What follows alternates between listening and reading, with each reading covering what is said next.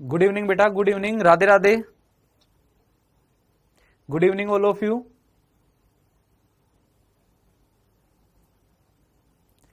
तो बेटा अपन तरंग गति पढ़ रहे थे। तरंग गति में अभी तक अपन ने केवल एक तरंग के बारे में पढ़ा है कि अगर एक तरंग चलेगी तो बेटा एक तरंग के लिए अपन पढ़ चुके हैं कि तरंग किस किस प्रकार की हो सकती है। अपन ने तरंग का वर्गीकरण भी पढ़ चुके हैं और तरंग के वर्गीकरण के बाद बेटा अपन ने बोला कि मेनली दो टाइप की तरंग अपन इस चैप्टर में पढ़ेंगे। मेनली बेटा दो टाइप की तरंग अपन इस चैप्टर में पढ़ रहे हैं। और पहली वाली कौन सी है? रस्सी वाली तरंग। पहली तरंग कौन सी है बेटा? रस्सी वाली। और बेटा दूसरी तरंग कौन सी है? दूसरी तरंग कौन सी है? ध्वनि तरंग है। तो बेटा मेनली इस चैप्टर में अपन केवल दो ही टाइप की तरंग को मेनली पढ़ रहे हैं। पहली तरंग कौन सी बेटा? रस्सी पर तरंग। और दूसरी कौन सी है? ध्वनि तरंग। बेटा सबसे पहले अपन ने बोला कि इक्वेशन लिखने का तरीका दोनों का सेम है, दोनों की इक्वेशन उसी स्टाइल में लिखी जाती है, a sin omega T minus K X plus five. और बेटा तरंग समीकरण के जो क्वेश्चन रहेंगे वो दोनों के सेम टाइप के रहेंगे। वही आयाम पूछा जाएगा, ओमेगा पूछा जाएगा, लेमडा पूछा जाएगा। इक्वेशन में से छाट छाट की वैल्यू बतानी है बेटा। अब बेटा सेकंड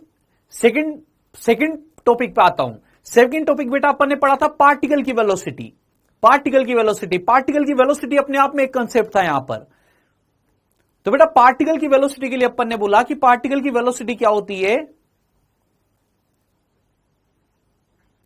बेटा पार्टिकल की वेलोसिटी के लिए अपन ने बोला था पार्टिकल की वेलोसिटी क्या रहेगी? अप डाउन ऐसे होती रहेगी बेटा। तरंग किधर चलेगी? आगे चलेगी। और पार्टिकल की वेलोसिटी के लिए अपन ने फॉर्मूला लिखा था बेटा minus plus v multiplied by slope. तरंग की चाल गुणा स्लोप, ये फॉर्मूला लिखा था बेटा। और फिर डायरेक्ट ट्रिक भी बताई थी मैंने कहा कोई भी पार्टिकल हो तरंग में वो खुद से पीछे वाले पार्टिकल को फॉलो करता है।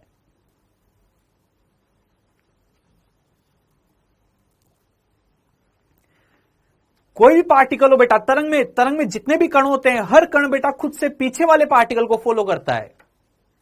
हर कण बेटा खुद से पीछे वाले पार्टिकल को फॉलो करता है। नहीं बेटा मैं अभी आया ही हूं, क्लास लेट हो गई, आज 5 मिनट लेट हो गया मैं आने में।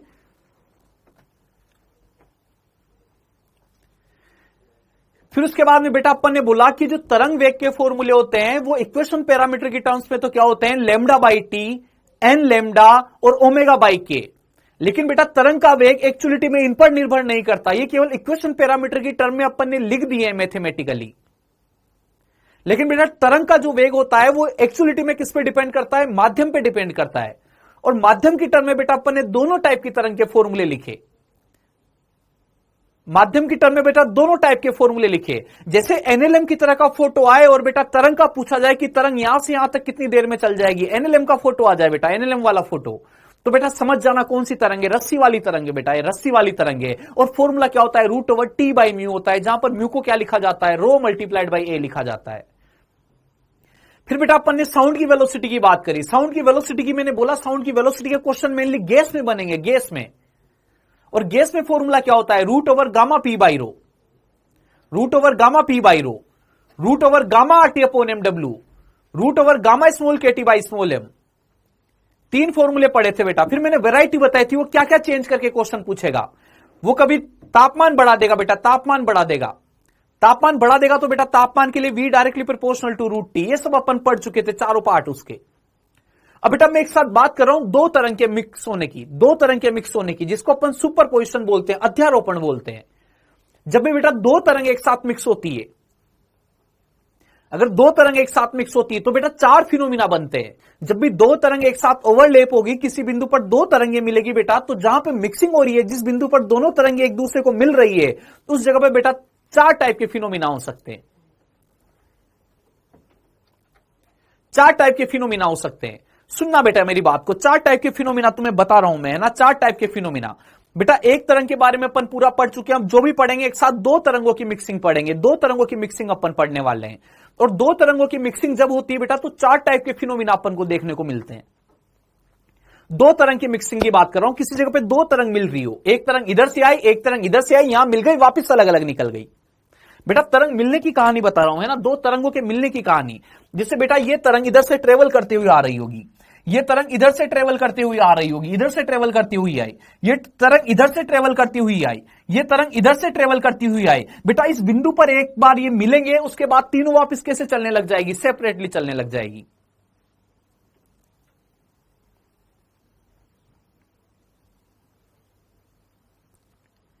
इंटेंसिटी का बेटा फॉर्मूला बता दिया था मैंने, 2 पाई स्क्वायर।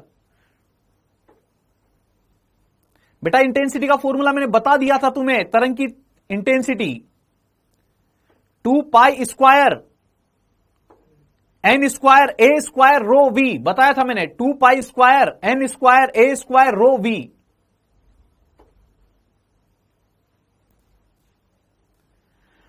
तो बेटा अपन ने बोला कि दो तरंगे जब आती है, दो तरंगे आती है तो बेटा वो दोनों पहले सेपरेट चल रही होती है, दो तरंगे सेपरेट चल रही है बेटा, एक बिंदु पे मिलेगी, एक बिंदु पे मिलेगी, यहां पे रिजल्टेंट चेंज हो जाएगा, उसके बाद दोनों कैसे चलेगी बेटा, सेपरेटली चलेगी वापस।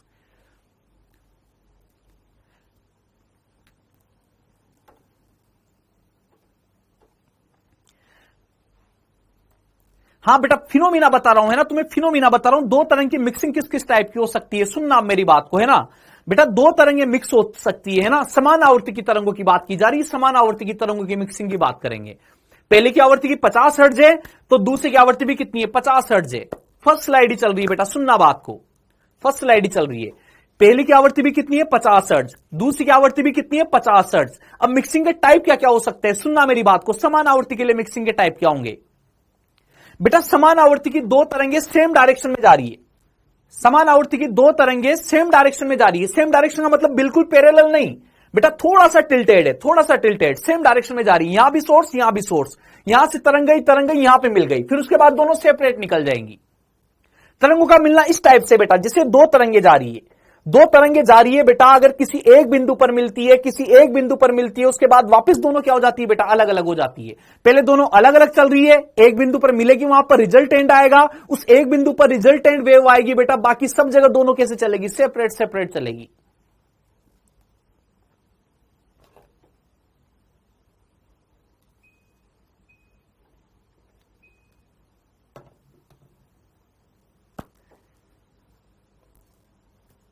ठीक है बेटा, तरंग का अध्यारोपण पढ़ा है बेटा, तरंग का अध्यारोपण, तरंगे जब मिलती है तो केवल एक बिंदु पर अध्यारोपित होती है, उसके बाद वापस सेपरेट हो जाती है, पहले भी सेपरेट चल रही है, एक बिंदु पर मिली वापस सेपरेट, ये तरंग का अध्यारोपण है। अब तरंग का अध्यारोपण कितने प्रकार का बेटा, मेनली अपन कितने प्रकार की बात कर रहे हैं, 4 प्रकार की बात कर रहे हैं, 4 में से 3 अपने सिलेबस में रहेंगे। सबसे पहले बता रहा हूं बेटा, दो तरंगे सेम डायरेक्शन में चल रही है, लगभग लगभग सेम डायरेक्शन में, एग्जैक्ट सेम नहीं बोलते, बिल्कुल पैरेलल नहीं बोलते, लगभग लगभग सेम डायरेक्शन में चल रही है। अगर बेटा दो तरंगे लगभग लगभग सेम डायरेक्शन में चलते हुए, समान आवृत्ति की तरंगे, जब दोनों की आवृत्ति भी समान हो, दोनों की आवृत्ति भी समान हो और दोनों की दिशा भी समान हो बेटा, तब क्या होता है, व्यतिकरण होता है। जब दोनों समान दिशा में जा रही है, आवृत्ति भी समान है बेटा, समान आवृत्ति की बात कर रहे हैं, समान आवृत्ति की बात कर रहे हैं बेटा, समान आवृत्ति से चलती हुई दो तरंगे समान दिशा में जा रही हो, अगर वो अध्यारोपित हो जाए, समान आवृत्ति से समान दिशा में चलती हुई दो तरंगे जब अध्यारोपित होती है तो व्यतिकरण होता है बेटा, याद रहेगी बात, है ना, समान दिशा और समान आवृत्ति, तब क्या है बेटा, व्यतिकरण है। अब दूसरे पे आ रहा हूं बेटा, दूसरे फिनोमिना पे, सुनना मेरी बात को, है ना, आवृत्ति सेम है बेटा, आवृत्ति सेम है, लेकिन अब की बार तरंगे किधर चल रही, विपरीत दिशा में। जब बेटा समान आवृत्ति की दो तरंगे विपरीत दिशा में चलती है, समान आवृत्ति की, एक सोर्स इधर एक सोर्स इधर, विपरीत दिशा में आएगी। अब बेटा जो अध्यारोपण होगा उसको क्या बोला जाएगा, प्रोग्रेसिव वेव, उसको क्या बोला जाएगा बेटा, स्टेशनरी वेव बोला जाएगा। क्या बोला जाएगा बेटा, उसको स्टेशनरी वेव बोला जाएगा। अप्रगामी तरंगे, स्टैंडिंग वेव, अप्रगामी तरंगे।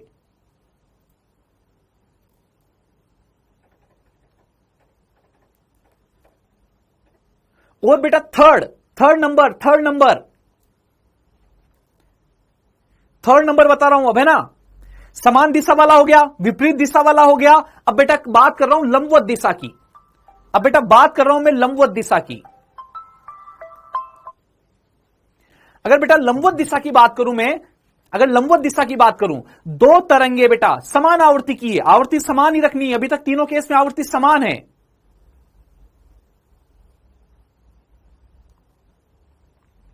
अभिलाष ने गुण वाला टॉपिक चल रहा था ना बेटा, बाकी थ्योरी बची, एक दो पॉइंट बता दूंगा मैं तुम्हें, है ना। अभी व्यतिकरण पढ़ो, मेनली जो उसका क्वेश्चन बनता है लाउडनेस पे, वो वाला टॉपिक पूरा हो चुका है। उसके अलावा बाकी सब एक एक मिनट की थ्योरी है, केवल बताना है केवल।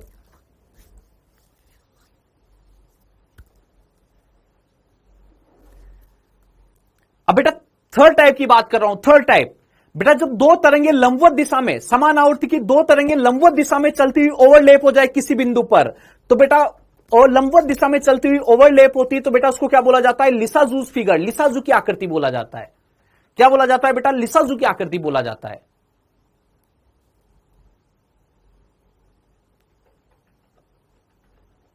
तो बेटा थोड़ा बादाम खाया करो, कमेंट करने से बादाम खाया करो, है ना, जो तुम कमेंट कर रहे हो, बादाम खाया करो बेटा। डेली की 5 बादाम खाना स्टार्ट कर दो और 10 दिन बाद मुझे बताना कि फिर समझ में आ रहा है नहीं आ रहा।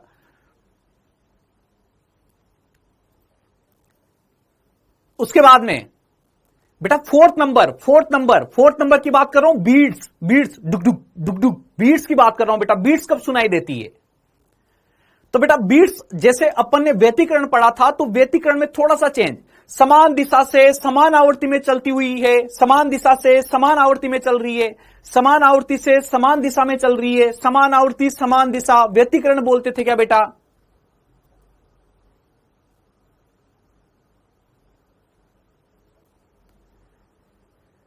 समान आवर्ती से समान दिशा में चल रही है, समान आवर्ती से समान दिशा में चल रही है। वापिस बता रहा हूं, अभी वापिस बता रहा हूं, सुनते जाना, एक बार सुन लो, वापिस चारों को रिपीट करूंगा। समान आवर्ती से समान दिशा में चल रही थी बेटा, तब तो क्या होता है? व्यतिकरण होता था। लेकिन बेटा अगर मैं आवर्ती थोड़ी थोड़ी अलग कर दूं, जैसे एक की 50, दूसरे की 52, समान दिशा में चल रही है, अब बेटा व्यतिकरण ने इसको क्या बोला जाएगा? बीट्स बोला जाएगा, विस्पंद बोला जाएगा, बीट सुनाई देगी।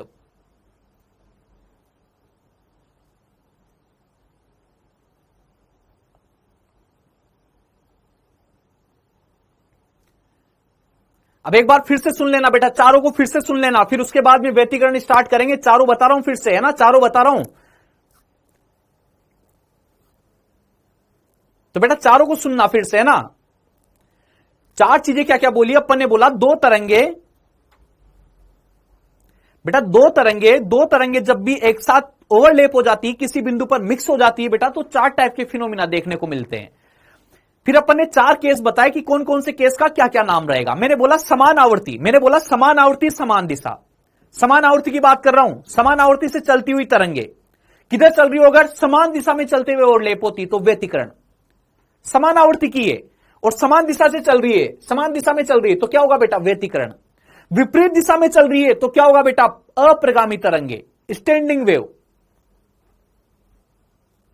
और बेटा लंबवत दिशा में चल रही है तो क्या होगा बेटा? लिसाजूस फिगर, लिसाजू की आकृति बनेगी।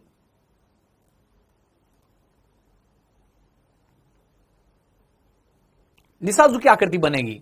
और बेटा लास्ट वाला मैंने बोला, लास्ट वाला बीट्स की बात कर रहा हूं। बीट्स में मैंने बोला बेटा वो व्यतिकरण की तरह ही है। जैसे व्यतिकरण में समान दिशा में चलती थी, समान आवर्ती की चलती थी, तो अगर समान नहीं होकर थोड़ी सी डिफरेंस हो जाए आवर्ती, एक की 50 से एक की 51 हो जाए, एक की 50 से एक की 55 हो जाए, थोड़ा सा अंतर होगा आवर्ती में बेटा, तो बेटा क्या सुनाई देती है? बीट सुनाई देती है।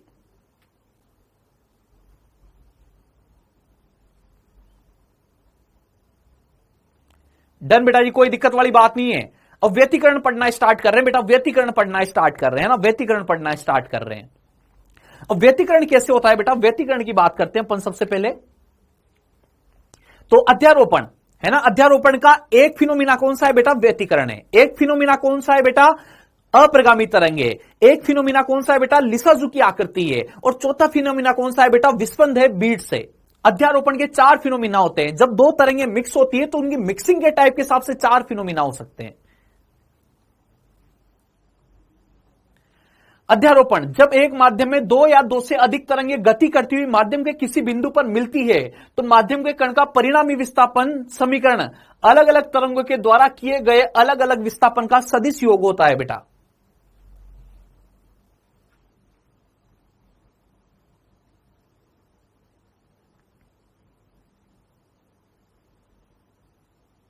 एसएसएम वाला बहुत अच्छे से समझ में आया, ये समझ कम आ रहा है बेटा। इस चैप्टर के फील करने में दिक्कत है, ये चैप्टर फील होने में थोड़ी दिक्कत आती ही है, मतलब ये चैप्टर है ही ऐसा बेटा, ये चैप्टर है ही ऐसा, इसके फील होने में थोड़ी दिक्कत आती ही है, मतलब है ना। लेकिन फिर भी इस चैप्टर के, इसीलिए इस चैप्टर के लिए मैं बोल रहा हूं, इस चैप्टर में बेटा जैसे टॉपिक वाइज चलिए, जब एक टॉपिक के क्वेश्चन कर रहे हो तो पर्टिकुलर वही टॉपिक दिमाग में रहना चाहिए, उसी टॉपिक के फॉर्मूले दिमाग में रहना चाहिए। इसलिए चैप्टर को दो दो तीन तीन पार्ट में तोड़ के बता रहा हूं तुम्हें, है ना।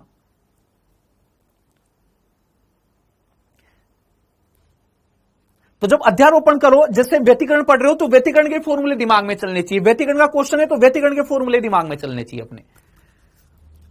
तो बेटा अपन ने बोला कि दो तीन तरंगे आ रही है और अपने अपने सोर्स से आई, इधर कोई सोर्स लगा होगा वहां से पहली तरंग आई, इधर कोई सोर्स लगा वहां से पहली तरंग आई, इधर कोई सोर्स लगा हुआ था वहां से दूसरी तरंग आई, इधर कोई सोर्स लगा हुआ था बेटा यहां से तीसरी तरंग आई।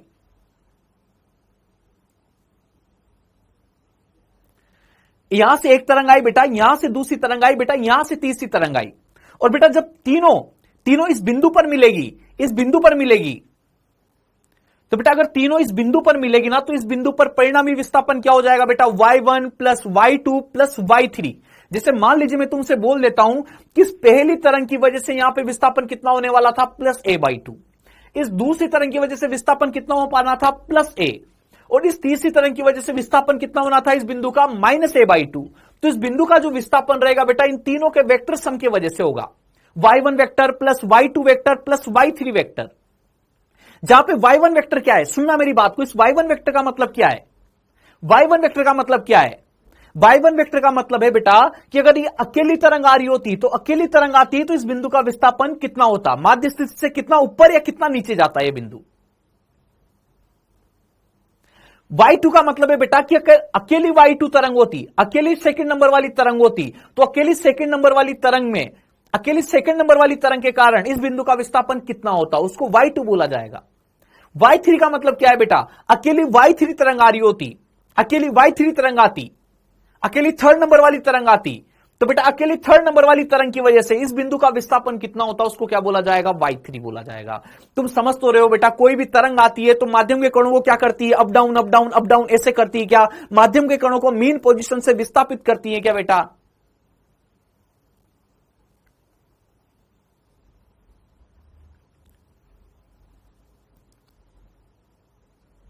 तो बेटा पहली तरंग जो आ रही होगी उसकी वजह से इस बिंदु का विस्थापन कितना हो रहा है, y1। दूसरी तरंग की वजह से विस्थापन कितना है, y2।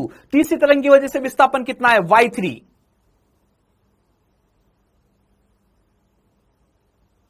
तो बेटा इस बिंदु पर परिणामी विस्थापन कितना आएगा, y1 plus y2 plus y3 आएगा। इसी को अध्यारोपण बोला जाता है। और बेटा ऐड करने का तरीका मैंने तुम्हें बताया था, ऐड करने का तरीका वेक्टर फॉर्म में ऐड करते हैं अपन, इनको वेक्टर फॉर्म में ऐड करते हैं। एसएचएम का लास्ट टॉपिक जो उसमें बताया था मैंने, मैथमेटिकली ऐड करने का तरीका बताया था कि मैथमेटिकली दो इक्वेशन को कैसे ऐड करना है।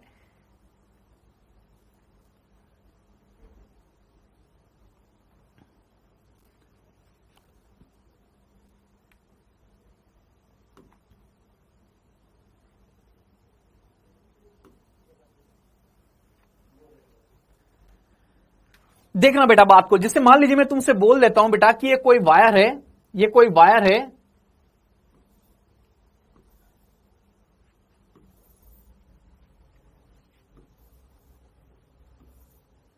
बेटा इस पे एक तरंग तो इधर से आ रही है और एक तरंग इधर से आ रही है, एक तरंग तो इधर से आ रही है और एक तरंग उधर से आ रही है। देख रहे हो बेटा, देख रहे हो, अध्यारोपण बता रहे हैं अभी, है ना, व्यतिकरण पे बाद में चलेंगे, अध्यारोपण की बात कर रहे हैं, अध्यारोपण का तरीका। एक तरंग बेटा राइट में जा रही है, एक तरंग किधर जा रही है बेटा, लेफ्ट में जा रही है। इस तरंग में केवल एक ही डिस्टर्बेंस है, एक ही बार प्लग किया है मैंने, एक ही बार प्लग किया है, एक ही डिस्टर्बेंस है इस तरंग में। अब बेटा ये तरंग इधर जाएगी, इधर जाएगी, इधर जाएगी, ये तरंग भी इधर जाएगी, इधर जाएगी, इधर जाएगी। बेटा बीच में किसी जगह पे दोनों तरंग मिलेगी, इस जगह पे बीच में दोनों ये तरंगे मिलेगी बेटा। इसकी वजह से आयाम बोल देता हूं, इस तरंग का आयाम कितना है बेटा, a1। इस तरंग का आयाम कितना है बेटा, a2। तो बेटा जहां पे तरंगों की मिक्सिंग होगी, जहां पे तरंगों की मिक्सिंग होगी बेटा, वहां पे नेट आयाम कितना हो जाएगा, नेट आयाम कितना हो जाएगा, a1 प्लस कितना हो जाएगा बेटा, a2 हो जाएगा। कितना आ जाएगा बेटा, a1 प्लस a2।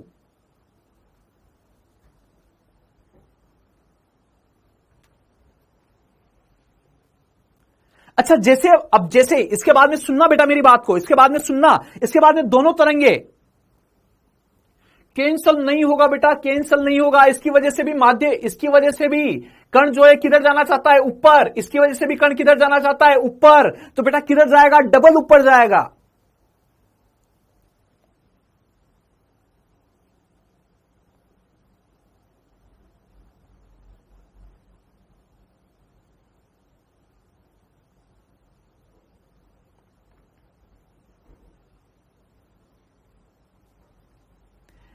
अच्छा बेटा, इसके बाद में जब वापस तरंगे ऐसे गुजर जाएगी, वापस तरंगे जब गुजर जाएगी बेटा, तो इस टाइप से हो जाएगी। वापस तरंगे जब क्रॉस कर जाएगी एक दूसरे को, तो बेटा जो A1 वाली थी वो तो किधर जा रही थी, राइट में। तो ये A1 वाली तो इधर राइट में निकल जाएगी बेटा, और ये A2 वाली किधर निकल जाएगी बेटा, इधर लेफ्ट में निकल जाएगी। A2 वाली इधर लेफ्ट में निकल जाएगी।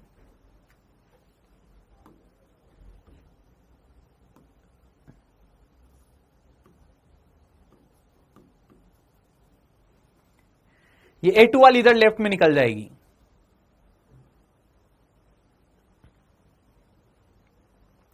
ठीक है बेटा जी, कोई दिक्कत वाली बात तो नहीं है। दोनों तरंगों की वजह से विस्थापन किधर हो रहे थे, ऊपर ऊपर, पॉजिटिव पॉजिटिव हो रहे थे। तो एड होके बेटा दोनों क्या हो जाएंगे, ज्यादा विस्थापन हो जाएगा उस बिंदु का। ऐसे बेटा बात कर रहा हूं विपरीत दिशा में आती हुई की, विपरीत दिशा में आती हुई है, लेकिन अब की बार विस्थापन क्या हो, विपरीत हो। एक की वजह से पॉजिटिव, एक की वजह से नेगेटिव, उसकी बात कर रहा हूं।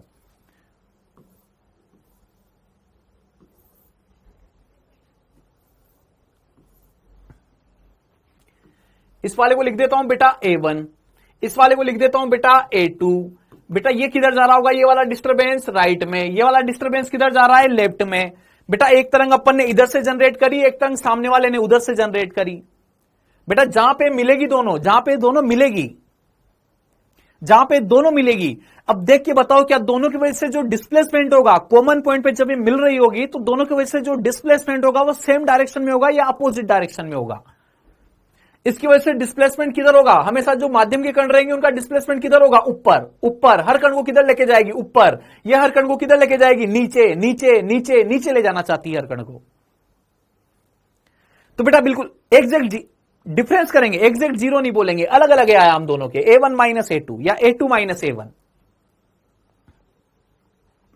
तो बेटा जहां पे दोनों मिलेगी, जहां पे दोनों मिलेगी वहां पे इनका जो बेटा एम्पलीट्यूड रहेगा, वो एम्पलीट्यूड कितना रह जाएगा बेटा, A1 difference A2, A1 difference A2। A1 minus A2 भी कर सकते हो या फिर A2 माइनस A1 भी कर सकते हो।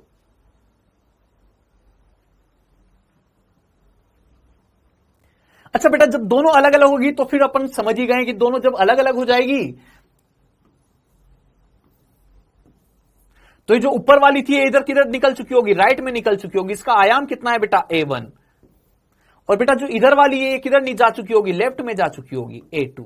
ये इधर लेफ्ट में जा चुकी होगी।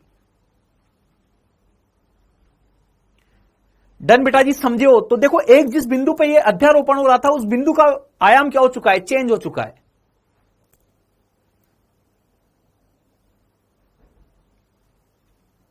ठीक है, एक अध्यारोपण का कंसेप्ट था कि जब दो तरंगें अध्यारोपित होती है तो कैसे मिलती है, बात खत्म है ना, अध्यारोपण की बात खत्म कि किसी एक बिंदु पर परिणामी विस्थापन चेंज हो जाता है और दोनों की वजह से जो विस्थापन होता है उनका वेक्टर सम होता है, बस इतनी सी बात है। अब अध्यारोपण कितने प्रकार के होते हैं, वो 4 प्रकार के होते हैं जिनके बारे में अपन जान चुके हैं, सुन चुके हैं। अब फर्स्ट टाइप वाले की बात करेंगे बेटा।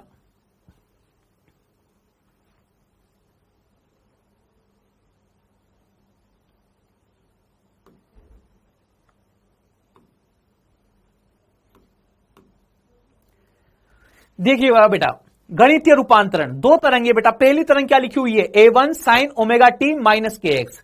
दूसरी तरंग क्या लिखी हुई है, A2 sine omega T minus K X plus 5 लिखी हुई है। y इज इक्वल टू कितना आएगा बेटा, y1 प्लस y2 आएगा। y इज इक्वल टू कितना आएगा, y1 प्लस y2। परिणामी तरंग की समीकरण ऐसे लिख दी जाएगी बेटा, परिणामी तरंग की समीकरण ऐसे लिख दी जाएगी, है ना। अब मैं एक बार फिर से बता देता हूं तुम्हें, फिर से बता देता हूं कि कैसे ऐड करना है इनको, कैसे तरीका क्या है ऐड करने का, है ना। सुनना बेटा बात को। वैसे तुम जानते हो ए नेट का फॉर्मूला क्या था अपने पास, root over A1 square plus A2 square plus 2A1 A2 cos delta phi. बेटा वेक्टर एडिशन की तरह ही तो होता है, वेक्टर एडिशन की तरह ही तो होता है।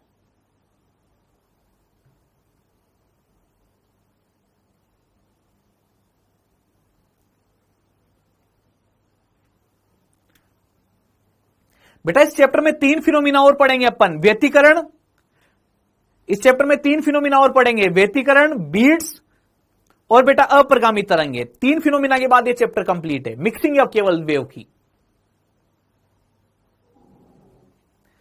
तो बेटा 2 तरंगों की बात कर रहे हैं। पहली तरंग क्या है बेटा y1, दूसरी तरंग क्या है बेटा y2। दूसरी पहली तरंग के कारण विस्थापन y1, दूसरी तरंग के कारण विस्थापन y2 बेटा किसी बिंदु पर मिल रहे हैं, किसी बिंदु पर, तो उस बिंदु पर बेटा परिणामी समीकरण क्या लिखी जाएगी, उस बिंदु पर परिणामी समीकरण क्या लिखी जाएगी, उस बिंदु का, सुनना मेरी बात को बेटा, मैंने तुमसे बोला एक तरंग इधर जा रही है, एक तरंग इधर जा रही है, यहां पे मिक्सिंग हो गई बेटा, यहां पे मिक्सिंग हो गई। अब बताओ इस किसी भी टाइम पर अगर इस बिंदु का विस्थापन लिखना है, ये पहली तरंग बेटा, ये वाली पहली तरंग, ये वाली दूसरी तरंग बेटा, अब मैं तुमसे बोलूं इस बिंदु पर विस्थापन बताओ, तो बेटा इस बिंदु का विस्थापन किससे बताया जाएगा, इस वाली समीकरण से, पहली समीकरण से। समझ रहे हो तुम मेरी बात को?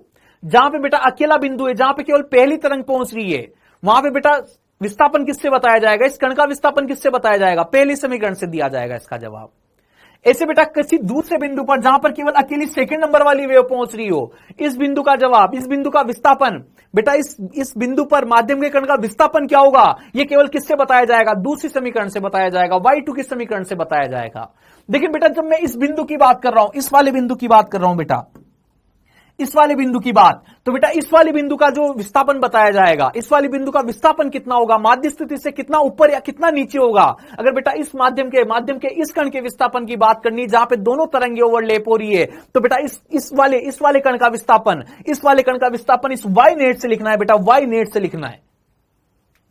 अगर कभी मैं पूछूं इस बिंदु का विस्थापन बताओ t समय पर, t बराबर 2 सेकंड पर, ये माध्य स्थिति से कितना ऊपर या नीचे होगा, तो बेटा इसका माध्य स्थिति से विस्थापन पहली समीकरण से बताया जाएगा। जहां पे अकेली दूसरे नंबर वाली तरंग पहुंच रही है बेटा, वहां पे किससे बताया जाएगा, सेकंड नंबर वाली समीकरण से बताया जाएगा। और बेटा लास्ट जिस बिंदु पर दोनों मिक्स हो रही होगी बेटा, उस जगह का जो समीकरण, उस जगह पे जो विस्थापन बताया जाएगा बेटा, ये y नेट की समीकरण से बताया जाएगा। किससे बताया जाएगा, y नेट की समीकरण से बताया जाएगा। समझे हो क्या तुम मेरी बात को? तो जिस बिंदु पर बेटा ओवरलैपिंग हो रही है, उस बिंदु का अगर मुझे विस्थापन पता करना हो, उस बिंदु का आयाम पता करना हो, तो बेटा वो किससे बताया जाता है, नेट वाली समीकरण से बताया जाता है। और नेट के लिए क्या करते हैं बेटा, वेक्टर सम करते हैं।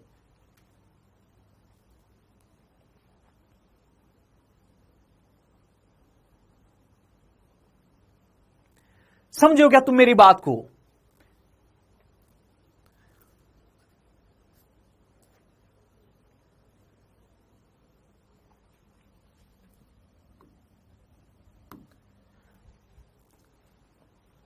सुनना बेटा, मैंने बोला y1, चिंता मत करो, जो लिखा हुआ भी है उसको खाली स्लाइड पे लिख रहा हूं, है ना, तुम्हें समझाने के लिए। सुनना मेरी बात को, वैसे पढ़ चुके हैं बेटा अपन ये वाला टॉपिक पहले, लेकिन फिर भी देखो, है ना, y is equal to a sine a1 sine omega T minus K X, और y2 क्या बेटा, a2 sine omega T minus K X plus 5, ये लिखा जाएगा बेटा जी।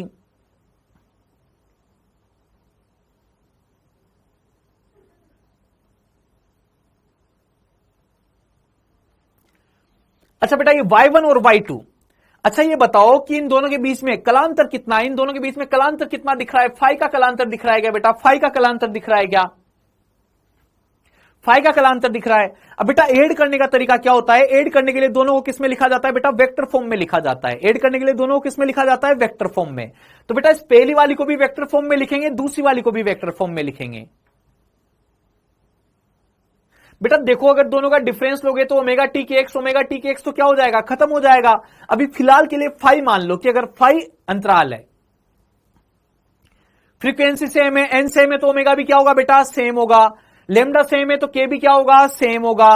केवल इधर वाला ये अंतराल बचेगा डिफरेंस, कलांतर बेटा, इसमें से इसको माइनस करो या इसमें से इसको माइनस करो, क्या बचेगा, फाई बचेगा। अब देखो बेटा ऐड करने का तरीका क्या है, तरंगों को ऐड करने का तरीका क्या होता है, एसएचएम को ऐड करने का तरीका क्या होता है बेटा, वेक्टर फॉर्म में ऐड किया जाता है, जिसको फेजर डायग्राम बोलते हैं अपन, फेजर डायग्राम होता है ऐड करने का तरीका। और बेटा फेजर डायग्राम में जब ऐड करोगे, दो वेक्टर बनाओगे, तो बेटा दो वेक्टर ऐसे बनाने, पहले वेक्टर का मैग्नीट्यूड, पहले वेक्टर का, पहले सदिश का परिमाण कितना रहेगा, a1, बेटा जो वेक्टर बना के ऐड करेंगे इनको, तो बेटा वेक्टर में परिमाण का काम तो कौन करते हैं? वेक्टर के परिमाण का, सदिश के परिमाण का काम तो कौन करते हैं बेटा? ये आयाम करते हैं। ये आयाम किसका काम करते हैं बेटा? सदिश के परिमाण का। पहले सदिश का परिमाण कितना रहेगा? a1। दूसरे सदिश का परिमाण कितना रहेगा? a2। और बेटा उनके बीच का कोण कितना रहेगा? जितना इनका कलांतर है बेटा, इन दोनों को माइनस करना पड़ेगा, डिफरेंस लेना पड़ेगा, वो बेटा क्या रहेगा? दोनों के मध्य का कोण रहेगा। ये जो लिखा हुआ है बेटा, ये एक्स अक्ष के साथ कोण है। ये omega T minus K x के अलावा जो भी लिखा हुआ है वो एक्स अक्ष के साथ कोण है। अब सुनना बेटा, देखो मैंने बोला कि पहली वाली में तो omega T minus K x है, कुछ भी नहीं है, एक्स्ट्रा कोण कुछ भी नहीं है। इसका बेटा प्रारंभिक फेज कितना है? 0। इसका इनिशियल फेज कितना है? 0। बेटा मैं फिर बता रहा हूं, जब वेक्टर फॉर्म में ऐड करते हैं तो आयाम किसका काम करता है बेटा? सदिश के परिमाण का। और जो बेटा प्रारंभिक फेज है omega T minus K x के अलावा जो लिखा हुआ है, omega T minus K x के अलावा जो फाई लिखते हैं, वो फाई क्या बताता है बेटा?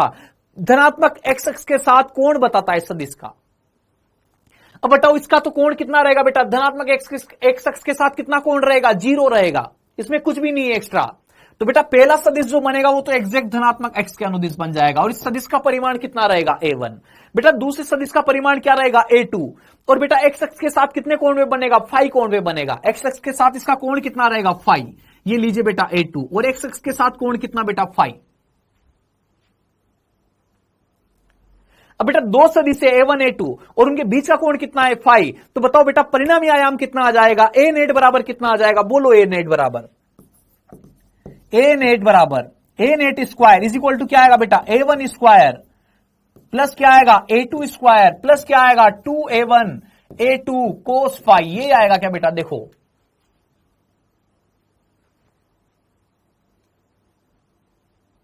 ये आएगा क्या बेटा जी?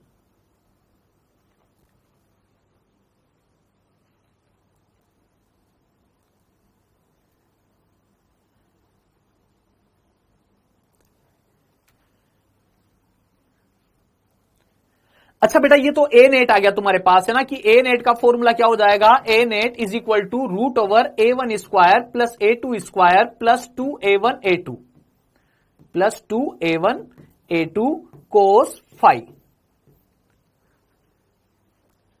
अच्छा बेटा मैं रिजल्टेंट पता करता हूं कि रिजल्टेंट किधर आएगा। ये रिजल्टेंट ए नेट जो आया है, ये ए नेट कितने कोण पे आया होगा? इधर ये ए नेट आ गया बेटा, और इस कोण को कितना बोल देता हूं बेटा? थीटा बोल देता हूं। कितना बोल देता हूं? थीटा बोल देता हूं। तो बेटा यहां से जो टेन थीटा लिखोगे ना तुम, वो tan theta is equal to क्या लिखोगे? Tan theta is equal to वो बेटा जो टेन अल्फा का फॉर्मूला होता था वैसे ही यहां पे फॉर्मूला आएगा। 45 नहीं बेटा, 45 नहीं, 45 नहीं।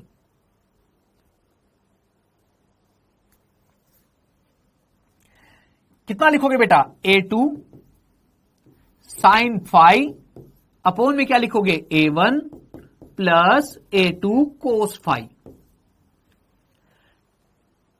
अब बेटा ये जो थीटा कोण है, ये थीटा कोण किसका कोण है? परिणामी तरंग का, परिणामी आयाम का, एक्स के साथ कोण है क्या? अब बेटा ये जो परिणामी तरंग आए ना, इसकी समीकरण लिखना चाहता हूं मैं। परिणामी तरंग की समीकरण, परिणामी तरंग की समीकरण लिख के बताना है। तो परिणामी तरंग की समीकरण कैसे लिखी जाएगी बेटा? y is equal to Y net is equal to Y net is equal to परिणामी तरंग की समीकरण y net is equal to बेटा क्या एक ही जगह a नेट लिख दूंगा क्या? पहली का a1 दूसरी का a2, तो नेट वाली का कितना रहेगा? a नेट हो जाएगा क्या आयाम? तो a नेट क्या लिख दोगे बेटा यहां पर? a net. बाकी बेटा साइन की जगह साइन ही रहेगा, ओमेगा टी की जगह ओमेगा टी रहेगा, kx की जगह kx ही रहेगा। अच्छा बेटा अब ये बताओ कि जो परिणामी तरंग थी, परिणामी तरंग जो थी, परिणामी तरंग का x के साथ कोण कितना बन रहा है? थीटा बन रहा है क्या? परिणामी तरंग का x के साथ कोण कितना बन रहा है? थीटा बन रहा है क्या? परिणामी तरंग का x के साथ कोण कितना बन रहा है? धनात्मक x के साथ कोण कितना बन रहा है? थीटा बन रहा है क्या? देखो परिणामी तरंग को देखो, परिणामी वाले वेक्टर को, परिणामी वाले वेक्टर को देखो, उसका x के साथ कोण कितना बन रहा है? थीटा बन रहा है क्या? और x के साथ जो कोण होता है बेटा वही प्रारंभिक फेज का काम करता है क्या? Omega T minus K x के अलावा वही एंगल आता है क्या? तो बेटा ये जो कोण आया है ना, इसको प्रारंभिक फेज बोला जाएगा। क्या बोला जाएगा? प्रारंभिक phase. Omega T minus K X plus क्या लिख दोगे बेटा? थीटा लिख दोगे। ये नई तरंग लिखने का समीकरण है बेटा। मुझे रिवीजन का आइडिया नहीं है, मुझे तो एक एक बार पढ़ाने को बोला है।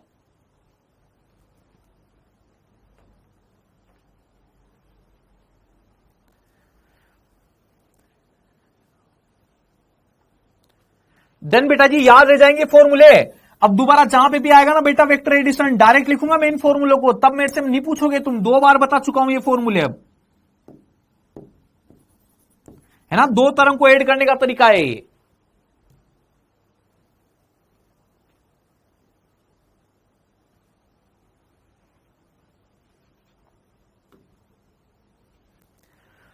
अध्यारोपण के अनुप्रयोग, अध्यारोपण का पहला अनुप्रयोग, पहला फर्स्ट फिनोमिना बेटा, फर्स्ट फिनोमिना क्या है? फर्स्ट फिनोमिना, अध्यारोपण का फर्स्ट फिनोमिना बेटा व्यतिकरण। देखो डेफिनेशन क्या, जो मैंने बताई थी वही डेफिनेशन लिखी हुई है क्या? जब दो कला संबंध और समान आवर्ती की तरंगे एक समान दिशा में संचरित होती हुई, बेटा ध्यान रखना समान आवर्ती, याद रखना बेटा, है ना अध्यारोपण के लिए डेफिनेशन, आवर्ती क्या होनी चाहिए? समान, दिशा भी क्या होनी चाहिए बेटा? समान, आवर्ती भी समान और दिशा भी समान।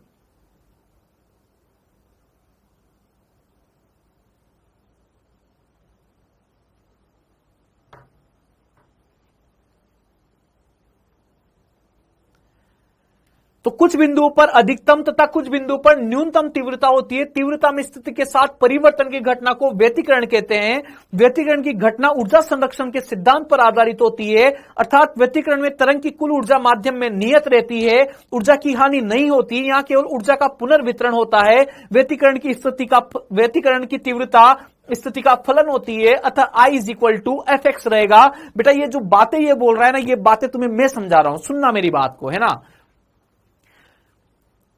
पहले तो अध्यारोपण व्यतिकरण होता कब है? ये 2 पॉइंट ध्यान रखने केवल बेटा, समान आवर्ती होनी चाहिए और दिशा क्या होनी चाहिए? सेम होनी चाहिए। अब बेटा जब समान आवर्ती समान दिशा की 2 तरंगे मिलती है,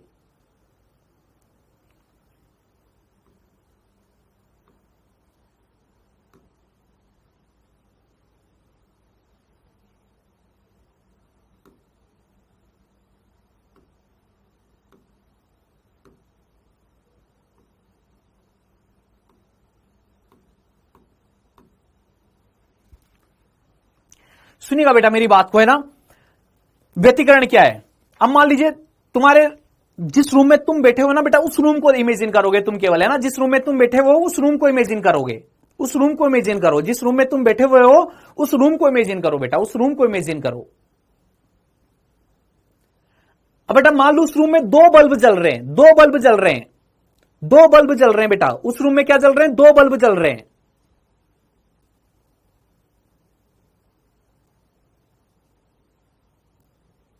उस रूम में 2 बल्ब जल रहे हैं, समझ लो बेटा 2 बल्ब जल रहे हैं, है ना।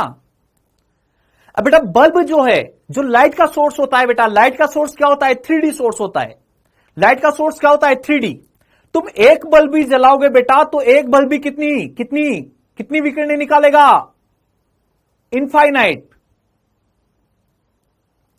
लिखना नहीं है अभी, सुनते जाओ बेटा। एक रूम में एक बल्ब जलाया, बताओ एक बल्ब से कितनी तरंगे निकल रही है बेटा? अनंत तरंगे निकल रही है, हर दिशा में तरंग निकल रही है, पूरे रूम में उजाला कर रहा है एक बल्ब। एक बल्ब, अकेला एक बल्ब पूरे रूम में उजाला कर रहा है, अकेला एक बल्ब पूरे रूम में उजाला कर रहा है, उससे अनंत तरंगे निकल रही है। ऐसे बेटा दूसरा बल्ब है, दूसरे बल्ब से भी कितनी तरंगे निकल रही है? अनंत तरंगे निकल रही है दूसरे बल्ब से भी। दूसरे बल्ब से भी लाइट बेटा हर जगह पे पहुंच रही है, रूम के हर कोने पे लाइट पहुंच रही है दूसरे बल्ब से भी। डन, कोई दिक्कत नहीं है मैं जो बात बोल रहा हूं उसमें भी तक।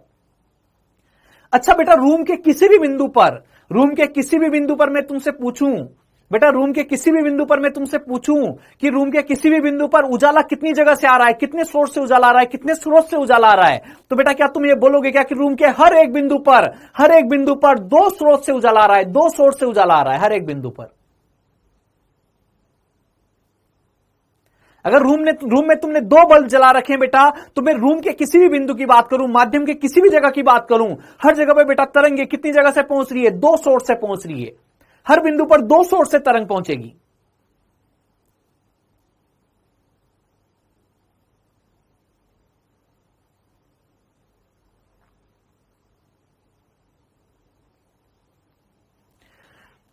अगर बेटा मैं तुमसे बोल दूं ये पहला सोर्स, अब सुनना मेरी बात को, यहां तक की बात क्लियर हो जानी चाहिए, ये पहला सोर्स, ये दूसरा सोर्स,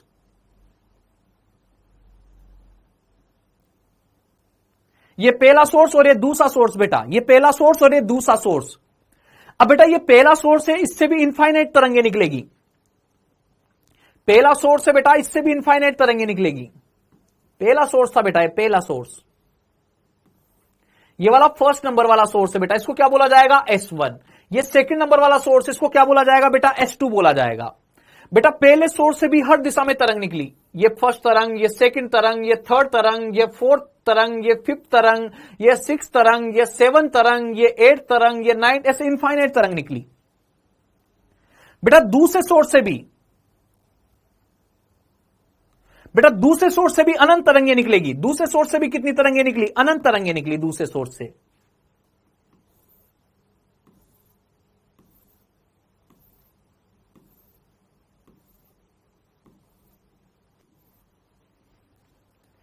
अब देखना बेटा तरंगे कहां कहां पे मिक्स हो रही है। पहले सोर्स से भी अनंत तरंगे निकली, दूसरे सोर्स से भी अनंत तरंगे निकली, और बेटा दोनों से अनंत अनंत तरंगे निकलेगी।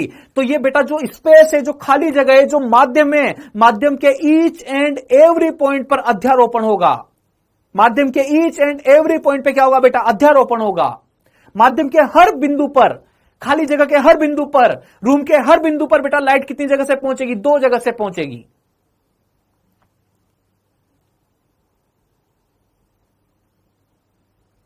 बेटा रूम में लाइट लगी हुई है, दो सोर्स लगे हुए हैं, दो सोर्स लगे हुए हैं, तो बेटा लाइट हर जगह कहां से पहुंचेगी? दो सोर्स से पहुंचेगी। हर बिंदु पर कितनी तरंगे आ रही होगी? दो तरंगे आ रही होगी। माध्यम के ईच एंड एवरी पॉइंट पर बेटा दो तरंगे ओवरलैप कर रही होगी।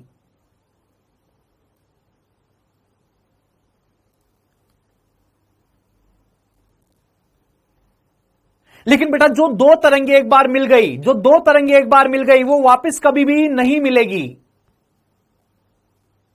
जो दो तरंगे एक बार मिल गई वो वापस कभी भी नहीं मिलेगी। देखना बेटा इस रेड वाली का फर्स्ट नंबर, इस रेड वाली का फर्स्ट नंबर, इस रेड वाली का फर्स्ट नंबर है यहां पे, रेड वाली का और ब्लू वाली का फर्स्ट नंबर। रेड नंबर की काउंटिंग इधर से, ब्लू की काउंटिंग इधर से। जो बेटा ब्लैक डॉट मैंने बनाया है, जो ब्लैक डॉट मैंने बनाया है बेटा, जो ब्लैक डॉट मैंने बनाया है, वहां पे जो वाली रेड और जो वाली ब्लू मिल रही है बेटा वो उसी बिंदु पर मिलेगी, उसके बाद कभी नहीं मिलेगी।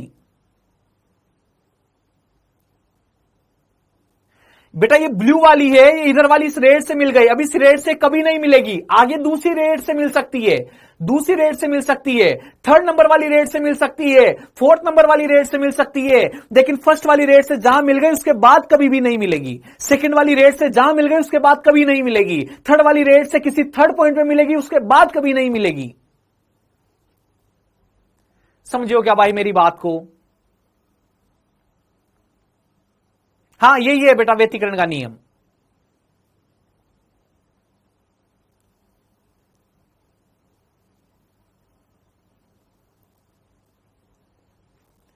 अब सुनना बेटा, इंटरेस्टिंग बात सुनना, इंटरेस्टिंग बात सुनना, इंटरेस्टिंग बात सुनना, इंटरेस्टिंग बात सुनना भाई, है ना। तुमसे बोला जा रहा है कला संबद्ध स्रोत। क्या बोला जा रहा है? कला संबद्ध स्रोत। बस अपने यहां दिक्कत यही होती है, जब अपन रूम में दो लाइट जलाते हैं तो बेटा अपन को व्यतिकरण देखने को क्यों नहीं मिलता? क्योंकि अपने जो स्रोत है वो कला संबद्ध नहीं है। कला संबद्ध की बात नहीं करूंगा, अभी करूंगा 1 मिनट बाद। क्या होता है कला संबद्ध? कला संबद्ध स्रोत उनको बोला जाता है बेटा जिनकी आवृत्ति क्या होती है? सेम होती है। जिनकी आवृत्ति क्या होती है? सेम होती है। लेकिन बेटा रेंडमली अपन ने दो बल्ब जलाए हैं, इन दो बल्बों की आवृत्ति सेम नहीं है। अगर उन दोनों बल्बों की आवृत्ति सेम रही होती, उन दोनों बल्बों की आवृत्ति सेम रही होती बेटा, उन दोनों बल्बों की आवृत्ति क्या रही होती? सेम रही होती। तो अगर बेटा उन दोनों बल्बों की आवृत्ति सेम रही होती तो बहुत इंटरेस्टिंग रिजल्ट देखने को मिलते, बहुत इंटरेस्टिंग रिजल्ट देखने को मिलते। रूम के किसी कोने पे, किसी जगह पे तो क्या हो जाता बेटा? अंधेरा हो जाता, और किसी जगह पे उजाला और ज्यादा हो जाता, किसी जगह पे उजाला दोनों के उजाले से भी ज्यादा हो जाता।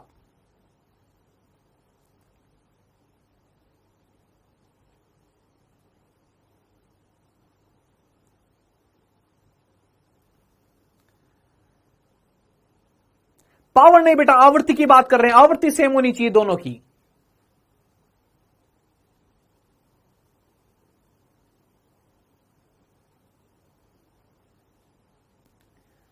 व्यतिकरण होता, दोनों कला संबद्ध स्रोत होते तो बेटा कितनी कितनी शानदार कहानी होती, कितनी शानदार कहानी होती रूम में। ऐसे तो नॉर्मली क्या हो रहा है? नॉर्मली क्या हो रहा है? रूम में सब जगह उजाला कितना आ रहा है?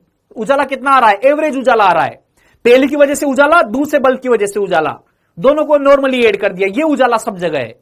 लेकिन बेटा अगर एक कला संबद्ध स्रोत रही होते, दोनों की आवृत्ति समान रही होती, और बेटा अगर दोनों की आवृत्ति समान रही होती ना, तो फिर कैसा अजीबोगरीब सा सिनेरियो देखने को मिलता रूम के अंदर अजीबोगरीब सा सिनेरियो देखने को मिलता। बेटा कहीं पे तो सब जगह उजाला दोनों का सम आ रहा है ऐसे तो नॉर्मली तो, लेकिन कला संबद्ध होते तो बेटा किसी जगह तो दोनों के सम से ज्यादा हो जाता और किसी जगह दोनों के सम से कम रह जाता। किसी जगह तो उजाला दोनों के सम से ज्यादा हो जाता और किसी जगह उजाला दोनों के सम से क्या रह जाता, कम रह जाता। कुछ जगह तो दोनों के सम से ज्यादा और कुछ जगह दोनों के सम से कम उजाला।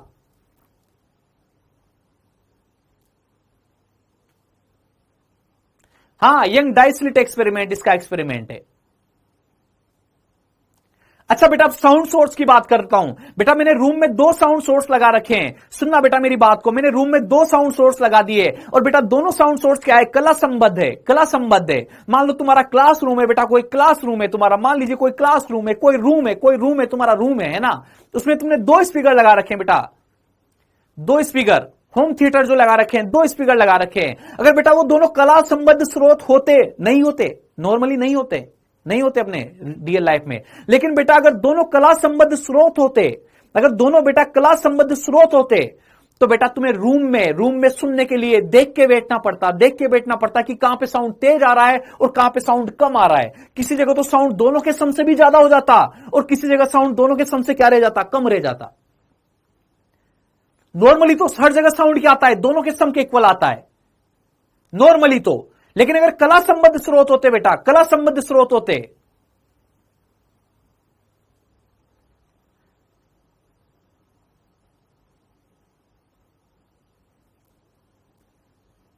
बेटा कला संबद्ध स्रोत पे आ रहा हूं, अभी 1 मिनट में आ रहा हूं कला संबद्ध स्रोत पे, है ना, बस केवल सुनो, दोनों की आवृत्ति सेम है, अभी इतना ध्यान रखो।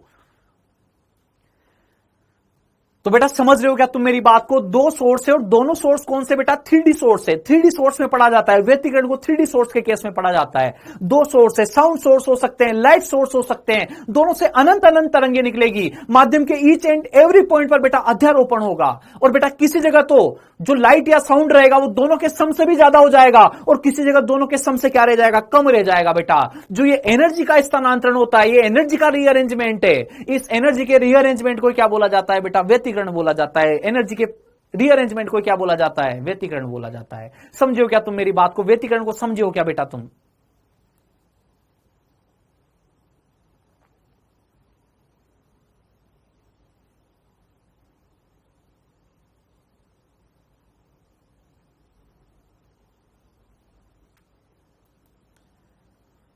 सोचो इस रूम में मैं पढ़ा रहा हूं, इस रूम में मैं पढ़ा रहा हूं, इस रूम में मैं पढ़ा रहा हूं, अगर यहां पे 2 लाइट के सोर्स होते, दोनों कला संबद्ध होते और दोनों कला संबंध होते, दोनों कला संबद्ध होते बेटा, दोनों कला संबद्ध स्रोत होते लाइट के, तो बेटा किसी जगह तो उजाला कम हो जाता और किसी जगह उजाला क्या हो जाता, ज्यादा हो जाता।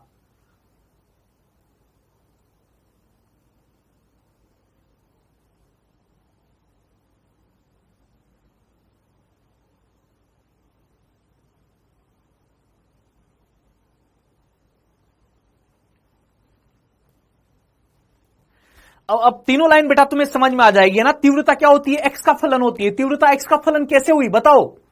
रूम के हर बिंदु पर तीव्रता अलग अलग होगी क्या, कहीं पे दोनों के सम से ज्यादा, कहीं पे दोनों के सम से कम, तो किस पर निर्भर करेगी, स्थिति पर। माध्यम के किस जगह पर तीव्रता क्या होगी, वो स्थिति पर निर्भर करेगी, स्थिति पर निर्भर। इस बिंदु पर तीव्रता अलग, इस बिंदु पर तीव्रता अलग, दूसरे बिंदु पर तीव्रता अलग, तीसरे बिंदु पर तीव्रता अलग, चौथे बिंदु पर तीव्रता अलग।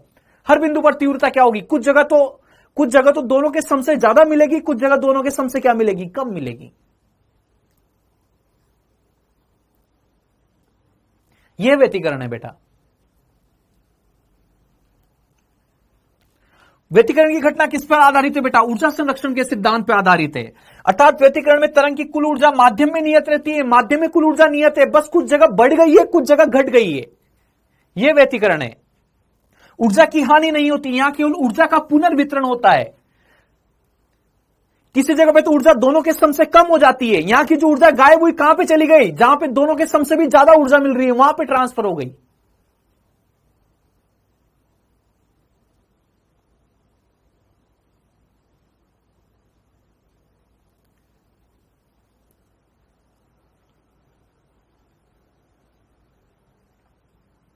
आगे चलने दो बेटा, बात को आगे चलने देता हूं, है ना।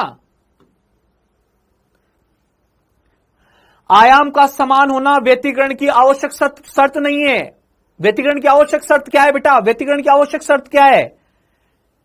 केवल दिशा समान हो और बेटा आवृत्ति समान हो। आयाम से कोई मतलब नहीं है। आयाम अलग अलग भी होगा तो अलग अलग के लिए लिखा है अपन ने रिजल्ट, A1 A2 के लिए लिखा है। देखो कला संबद्ध तरंगे, ये आगे बेटा कला संबद्ध तरंगे किनको बोला जाएगा? कला संबद्ध तरंगे किनको बोला जाएगा? सुनना बेटा मेरी बात को। ऐसी तरंगे जिनके माध्यम का कलांतर समय के साथ नियत रहता हो उन्हें कला संबद्ध तरंगे कहते हैं। ऐसी तरंगे जिनके माध्यम का कलांतर समय के साथ नियत रहता हो, समय पर निर्भर नहीं करता हो। समय पर निर्भर कब नहीं करेगा? कब नहीं करेगा समय पर निर्भर? कि अगर पहले वाले का ओमेगा टी लिख रहे हो तुम ब्रैकेट में, तो दूसरे वाले में ब्रैकेट में क्या लिखो? ओमेगा टी लिखो। देखो टाइम वाली टर्म कैंसिल आउट हो जाएगी क्या फेज डिफरेंस में? फेज डिफरेंस में टाइम वाली टर्म कैंसिल आउट हो जानी चाहिए। देखो कलांतर है जो समय पर निर्भर नहीं करना चाहिए, समय से फ्री रहना चाहिए, समय के साथ नियत रहना चाहिए, हर टाइम पे क्या रहना चाहिए? सेम। तो कलांतर में बेटा टाइम वाली टर्म आनी नहीं चाहिए। टाइम वाली टर्म नहीं आनी चाहिए। कब नहीं आएगी? जब दोनों का ओमेगा क्या हो? सेम हो। जब दोनों की फ्रीक्वेंसी क्या हो? सेम हो। तो बेटा अगर मैं कलांतर लूंगा तो ओमेगा टी से ओमेगा टी क्या हो जाएगा? Cancel out. टाइम वाली टर्म ही नहीं आएगी कलांतर में। इसका मतलब कलांतर समय पर निर्भर ही नहीं करेगा। तो बेटा कला संबद्ध का मतलब इतना है, कला संबद्ध का मतलब इतना है कि दोनों की आवृत्ति क्या होनी चाहिए? सेम होनी चाहिए। और बेटा अगर दोनों की आवृत्ति सेम होती तो ओमेगा भी सेम होता है। जब अपन कलांतर लेते हैं तो ओमेगा टी कैंसिल आउट हो जाते हैं। और बेटा इसलिए जो कलांतर है वो कभी समय पर निर्भर नहीं करेगा। डरे क्या भाई बात? क्वेश्चन फटाफट कर लेंगे बेटा अपन। इस चीज का फील आना चाहिए तुम्हें, व्यतिकरण होता क्या है।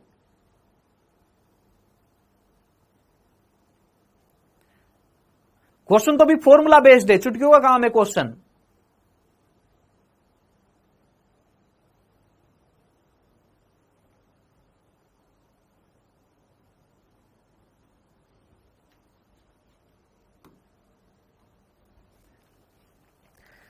अब देखिए बेटा, अब अपन अध्यारोपण की बात नहीं कर रहे। अब अध्यारोपण से अपन पर्टिकुलर टॉपिक पे आ गए। अध्यारोपण कौन सा वाला बेटा? समान आवृत्ति वाला। समान आवृत्ति वाले अध्यारोपण पे आ गए।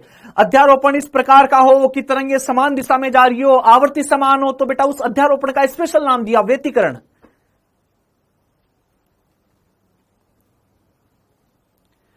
देखो बेटा पहली वाली तरंग का आयाम कितना? A1। दूसरी वाली तरंग का आयाम कितना बेटा? A2। पहली तरंग का देखो ओमेगा सेम है दोनों के। देखो ओमेगा सेम दिखने चाहिए भाई, ओमेगा सेम दिखने चाहिए। देखो ओमेगा सेम दिखने चाहिए।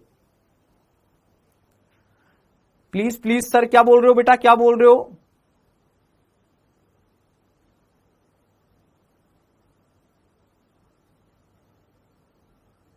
तुम्हारे रिवीजन वगैरह का? हाँ रिवीजन वगैरह का देखेंगे, चिंता मत कीजिए। हाँ तो मुझे बता दिया करो, मैं बात कर लूंगा डिपार्टमेंट में जो भी होगा।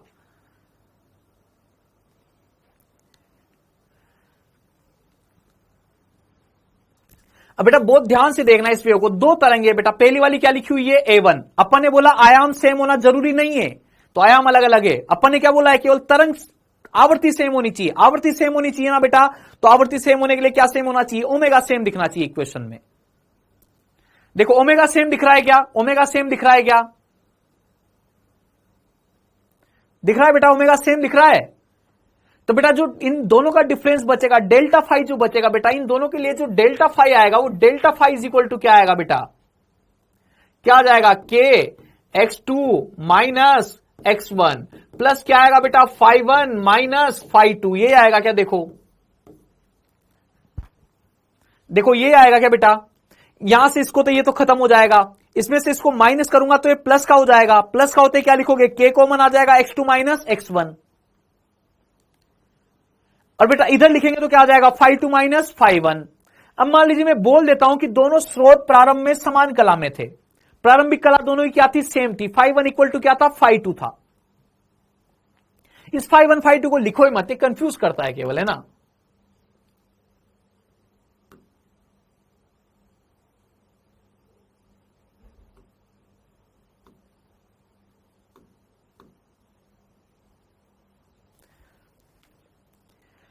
तो देखिएगा बेटा, एक तरंग यहां पे आ रही है, एक तरंग यहां पे आ रही है। देखो बेटा दोनों तरंगे सेपरेट चल रही है, दोनों तरंगे सेपरेट चल रही है, दोनों तरंगे सेपरेट चल रही है। एक सोर्स यहां पर है बेटा, एक सोर्स यहां पर है, और बेटा एक सोर्स यहां पर है, एक सोर्स यहां पर है, एक सोर्स यहां पर है। अच्छा बेटा एक सोर्स यहां पर है, एक सोर्स यहां पर है। मुझे क्वेश्चन इसी टाइप से पूछा जाएगा, जैसे फोटो बन रहा है ना बेटा, इसी टाइप से क्वेश्चन पूछे जाएंगे। क्वेश्चन की डीलिंग पे आ रहा हूं मैं ना। तो बेटा ये से दो सोर्स दिए हुए रहेंगे, दो सोर्स दिए हुए रहेंगे, और बेटा दो सोर्स दिए हुए रहेंगे और मेरे से बोला जाएगा, जैसे एक सोर्स का फोटो दे दिया, दोनों सोर्स के फोटो बना के दिए हुए रहेंगे मुझे क्वेश्चन में, कि एक सोर्स यहां पर है, एक सोर्स यहां पर है, ऐसे फोटो बना के दिए हुए रहेंगे। और फिर वो बेटा पॉइंट भी बना के देगा कि मुझे इंटरफेरेंस कौन से पॉइंट पे चेक करना है, पर्टिकुलर पॉइंट बनाएगा कि इस पॉइंट पर इंटरफेरेंस बताइए, इस पॉइंट पर रिजल्टेंट बताइए, इस पॉइंट पर रिजल्टेंट बताइए।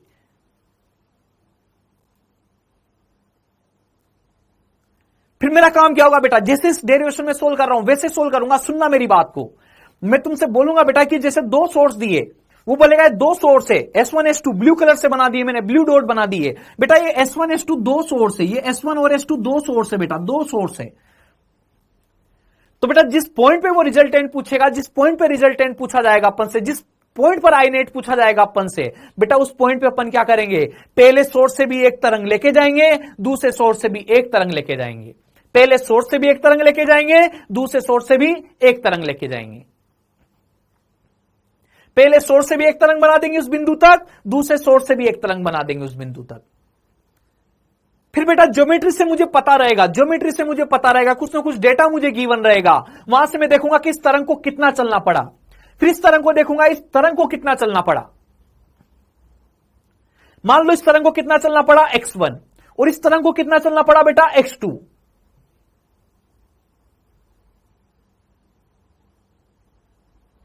इस तरंग को कितना चलना पड़ा बेटा x1, इस तरंग को कितना चलना पड़ा बेटा x2। और जैसे बेटा x1 x2 की वैल्यू में लिखूंगा वहां से, क्या वैसे ही मुझे डेल्टा फाई भी पता लग जाएगा। क्या देखो, delta phi is equal to k multiplied by x2 minus x1। बेटा ये जनरली क्या लिखते हैं, जीरो लिखते हैं। ये जनरली क्या होता है, जीरो होता है। मैक्सिमम केसेस में 99% केसेस में जीरो रहेगा।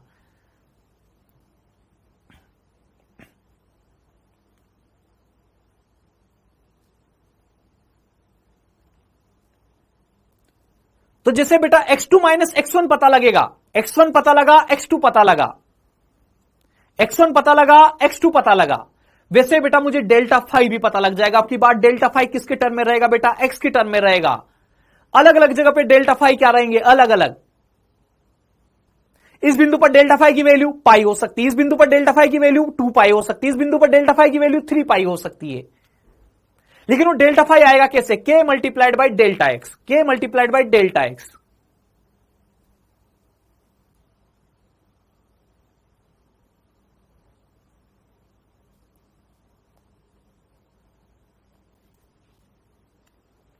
Delta phi is equal to क्या रहेगा भाई, delta phi is equal to क्या रहेगा, k multiplied by delta X. और बेटा इस वाले को भूल भी जाओ ना, delta phi is equal to k multiplied by delta x को भूल भी जाओ, तो बेटा तुम्हें मैंने बताया था स्टार्टिंग में कि लेमडा डिफरेंस पे पाथ डिफरेंस लेमडा हो जाए, लेमडा दूरी पर कलांतर कितना हो जाता है 2 पाई। लेमडा दूरी पर कलांतर कितना हो जाता है 2 पाई। तो एकांक दूरी पर कितना होता है 2 पाई अपॉन लेमडा।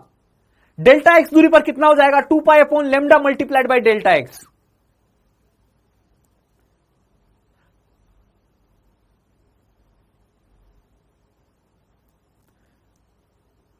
बोलो बेटा वो मेथड भी बताया था क्या, कि अगर पथांतर लेमडा हो, लेमडा पाथ डिफरेंस हो, पथांतर लेमडा जितना हो जाए, तो लेमडा पथांतर पे कलांतर कितना हो जाता है 2 पाई हो जाता है। एकांक पथांतर पे पाथ डिफरेंस 1 का हो तो कलांतर कितना हो जाएगा 2 पाई अपॉन लेमडा, और डेल्टा एक्स का हो तो 2 pi upon lambda multiplied by delta x.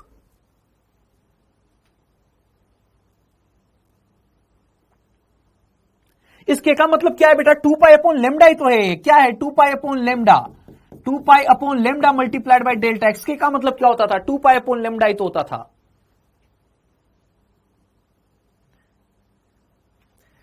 याद रहेगा बेटा जी, ये वाला फॉर्मूला याद रहेगा, डेल्टा फाई का याद रहेगा फॉर्मूला।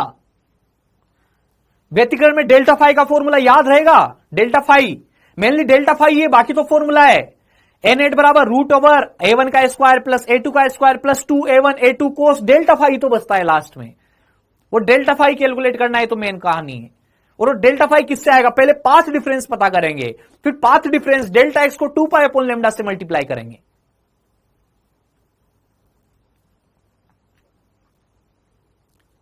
नाउ आगे चलता हूं।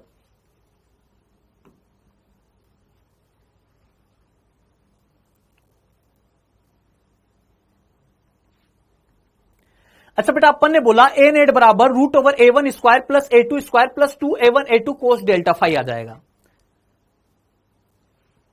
खाली पेज पे लिखता हूं, है ना, खाली पेज लाया हूं मैं आज, जैसे मुझे याद है खाली पेज लाया हूं मैं। हाँ, ये रहा खाली पेज।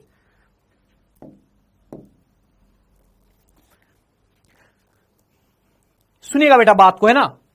अब अपन ने बोला बेटा ए नेट का फॉर्मूला कैसे लिखूंगा। ए नेट का फॉर्मूला रूट ओवर या A net square is equal to A1 square plus A2 square plus 2A1 A2, और बेटा क्या लिखा जाएगा, कोस डेल्टा फाई लिखा जाएगा, कोस डेल्टा फाई लिखा जाएगा। अच्छा बेटा, व्यतिकरण कब होता है, व्यतिकरण कब हो रहा है। क्या मैंने व्यतिकरण के जब भी एग्जांपल दिए तो क्या तुमसे एक ही रूम की बात करी क्या, कि इस रूम में कहीं पे उजाला बढ़ जाएगा, कहीं पे उजाला घट जाएगा। बोला इस रूम में कहीं पे उजाला दोनों के सम से भी ज्यादा हो जाएगा, कहीं पे दोनों के सम से कम रह जाएगा।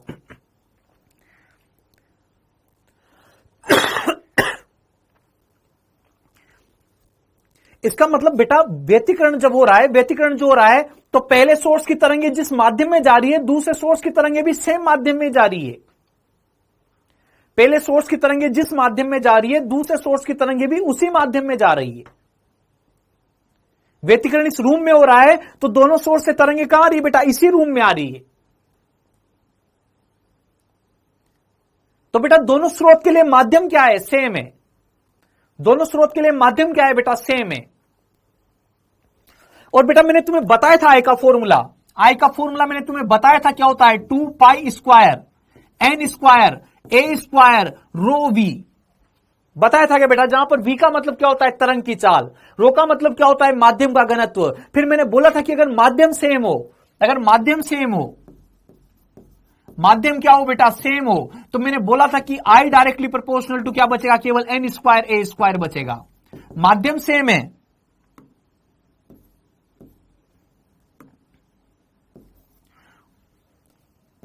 और इसके बेटा एक दो क्वेश्चन भी किए थे अपन ने, इसके एक दो क्वेश्चन भी किए थे। एक बड़ी तरंग बना रखी थी, उसके बीच में छोटी छोटी तरंगे बना रखी थी, इसके एक क्वेश्चन भी किए थे।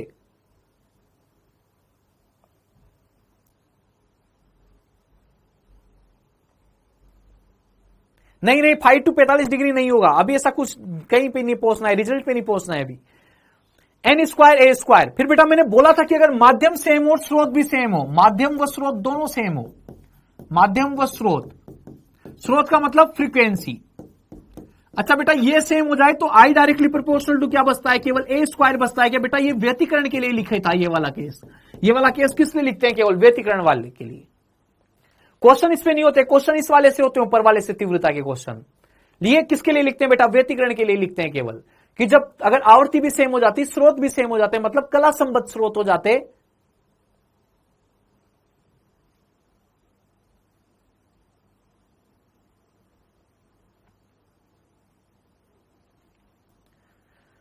तो बेटा अगर कला संबद्ध स्रोत हो जाते हैं तो आवृत्ति सेम हो जाती है, और आवृत्ति सेम हो जाती है बेटा तो एन भी हट जाएगा प्रोपोर्शनल से, I directly proportional to A square. व्यतिकरण की कंडीशन ही क्या है, दोनों की आवृत्ति क्या होनी चाहिए, सेम होनी चाहिए।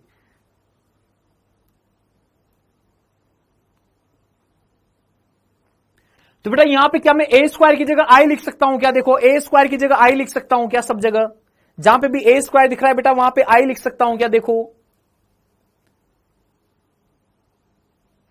तो बेटा यहां पर बोलो क्या लिखोगे, यहां पर क्या लिखोगे, I net is equal to I1 plus I2 plus 2 root I1 plus root मतलब multiplied by root I2 cos delta phi.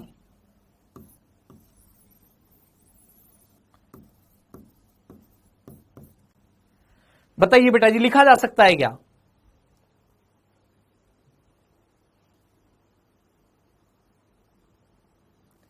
लिखा जा सकता है ऐसा।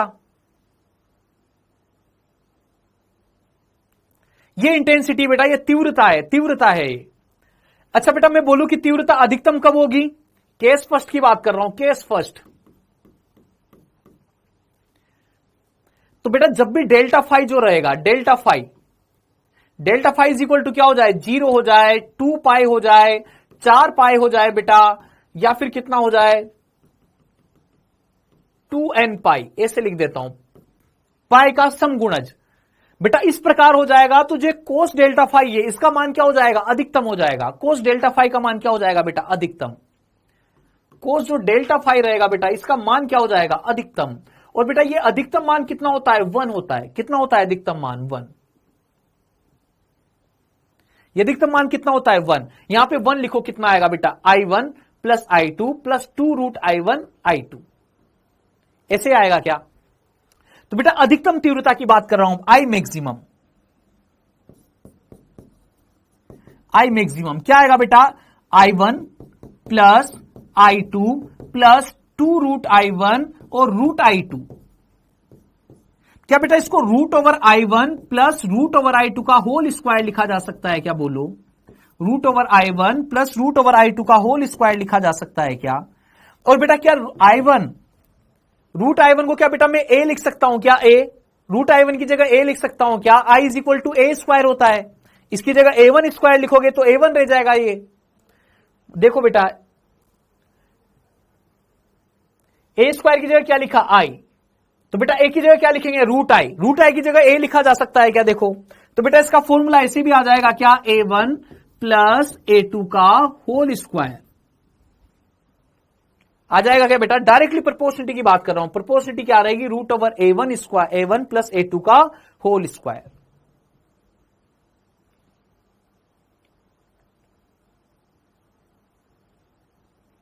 अच्छा बेटा पाथ डिफरेंस की बात करता, पाथ डिफरेंस, तो बेटा पाथ डिफरेंस कितना आता बेटा, पाथ डिफरेंस डेल्टा एक्स की बात करूं तो डेल्टा एक्स कितना आएगा बेटा, यहां पर कितना रहेगा, 0। और जब बेटा फेज डिफरेंस 2 पाई होता है तो पाथ डिफरेंस कितना हो जाता है, लैम्डा। 4 पाई होगा तो कितना हो जाएगा बेटा, 2 लैम्डा। ऐसे डैश डैश डैश कितना आ जाएगा बेटा, n लैम्डा। याद रखना बेटा स्पेशल कंडीशन है, स्पेशल कंडीशन है, स्पेशल कंडीशन है। इसको क्या बोला जाता है बेटा, समपोषी व्यतिकरण। क्या बोला जाता है बेटा इसको, समपोषी व्यतिकरण। क्या बोला जाता है, समपोषी व्यतिकरण। क्या बोला जाता है, समपोषी व्यतिकरण। समपोषी वो होता है बेटा, समपोषी वो होता है जहां पर तीव्रता जो है दोनों के सम से भी क्या मिलेगी, ज्यादा मिलेगी। दोनों के सम से भी क्या मिलेगी, ज्यादा मिलेगी। एक एग्जांपल समझना, केवल नॉर्मल वैल्यू लेके बता रहा हूं। पहले की तीव्रता आई, दूसरे की तीव्रता भी बेटा आई। पहले की तीव्रता भी आई होती, दूसरे की तीव्रता भी आई होती, तो जहां पे समपोषी व्यतिकरण हो रहा है वहां पे 2i नहीं, 2i से ज्यादा मिलेगी बेटा, 4i मिलेगी। देखो वैल्यू पुट करके देखो, पहली वाली भी कितनी आई, दूसरी वाली भी कितनी आई। बेटा ये √I और √I कितना हो जाएगा, 2 टाइम्स ऑफ √I हो जाएगा। और बेटा स्क्वायर करोगे तो कितना आ जाएगा, 4i आ जाएगा।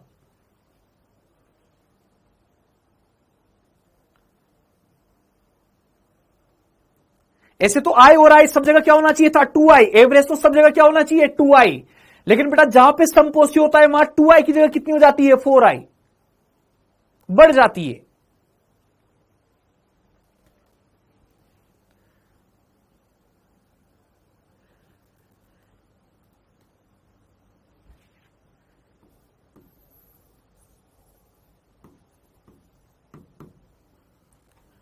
आगे चलता हूं बेटा, है ना।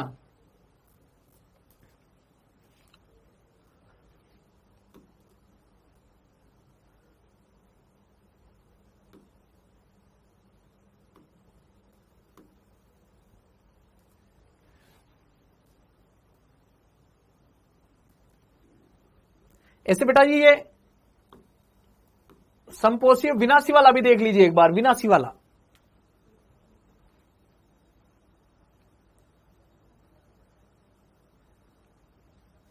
विनाशी वाला भी देख लीजिए बेटा।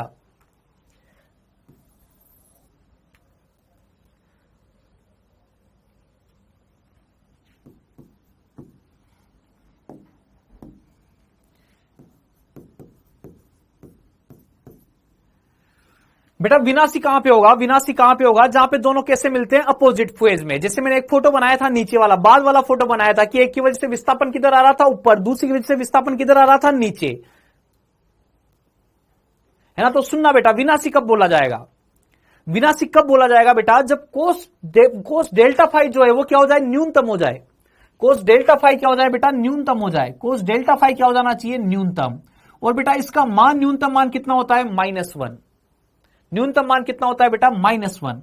और बेटा इस केस में जो डेल्टा फाई लिखा जाता है, इस केस में जो डेल्टा फाई लिखा जाएगा वो डेल्टा फाई कितना रहेगा, पाई 3 पाई पाई 3 पाई इस टाइप से रहेगा। और बेटा जो डेल्टा एक्स रहेगा वो इस टाइप से रहेगा। देखिए बेटा लेमडा 2 लेमडा 3 लेमडा 4 लेमडा, ये तो क्या है, समकोसी। और lambda by 2 3 lambda by 2 5 lambda by 2 0.5 lambda 1.5 lambda 2.5 lambda 3.5 lambda, ये क्या है बेटा, विनाशी व्यतिकरण।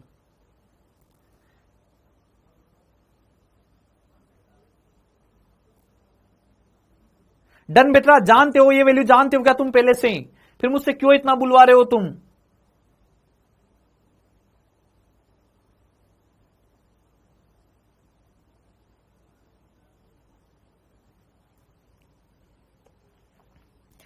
देखिए बेटा लिख देता हूं मैं, है ना, ए मिनिमम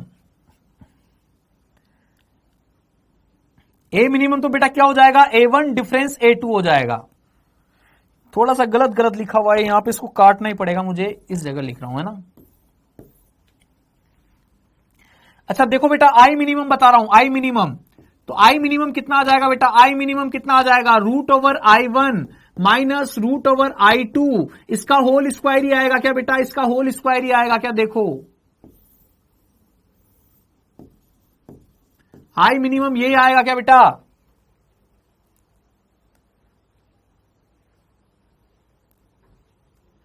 ठीक है, अच्छा तुम जानते हो ये सब फॉर्मूले, ठीक है। अब इंपॉर्टेंट फॉर्मूले देख लीजिए बेटा, इंपॉर्टेंट फॉर्मूले, I1 अपॉन I2, सारी आई की वैल्यू की बात कर रहा हूं बेटा, I1 अपॉन I2, I1 है तो बेटा आयाम की टर्म में जाओगे तो कैसे लिखोगे, A1 का स्क्वायर, इधर क्या लिख दोगे, A2 का स्क्वायर। अच्छा बेटा I maximum upon I minimum के ये फॉर्मूले पढ़ेंगे अभी अभी। अच्छा बेटा इसको आगे और लिखना चाहोगे तो क्या लिखोगे, इसकी जगह तो A1 प्लस A2 का whole square upon A1 minus A2 का होल स्क्वायर। देखो बेटा जी सही लिखा है क्या मैंने, देखो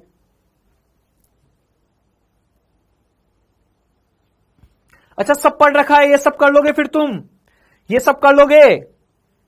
आई एवरेज पता करना हो तो डायरेक्ट ऐड करते हैं, आई एवरेज, जैसे मैंने बोला पहले की तीव्रता आई, दूसरे सोर्स की तीव्रता भी आई, तो बेटा एवरेज तीव्रता क्या होगी, हर बिंदु पर एवरेज तीव्रता क्या हो जाएगी, 2i 2i 2i 2i, average की बात करें तो।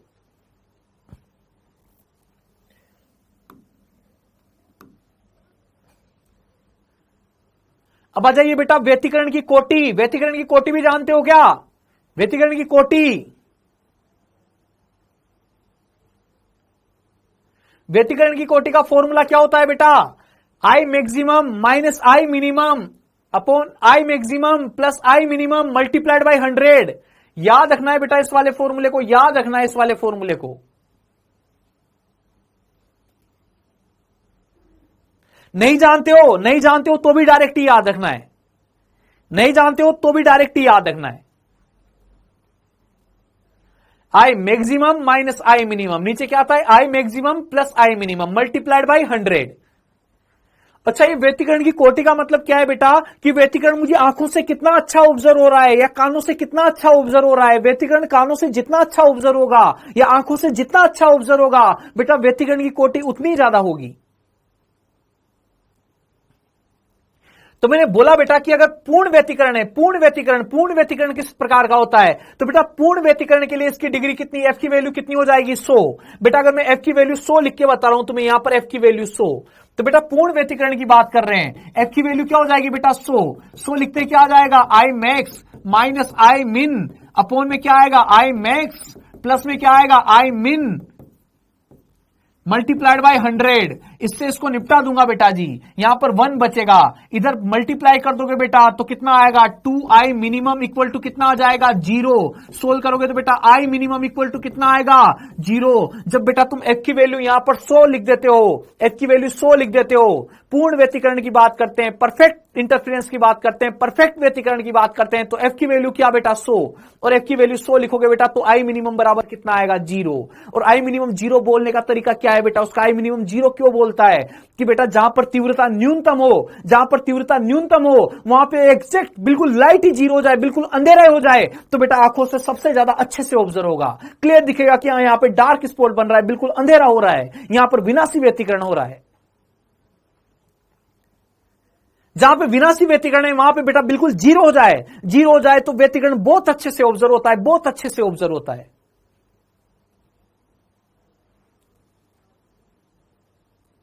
एक तो तुम पूरे रूम में घूम घूम के साउंड चेक करो कि यहां पे साउंड ज्यादा, यहां पे संपोषी, यहां पे साउंड कम, यहां पे विनाशी।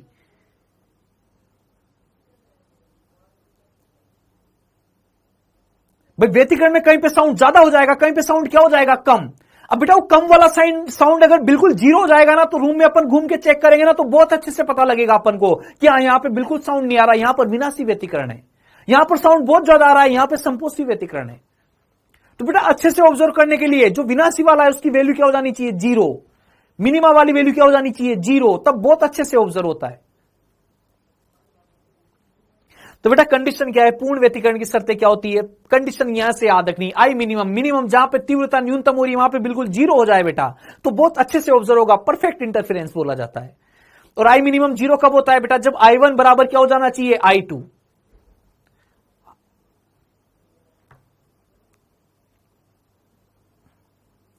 विनाशी व्यतिकरण दिखाई नहीं देता, फील होता है। जहां पे अंधेरा है, अंधेरा अंधेरा दिखाई देगा, मतलब वहां पे विनाशी व्यतिकरण है।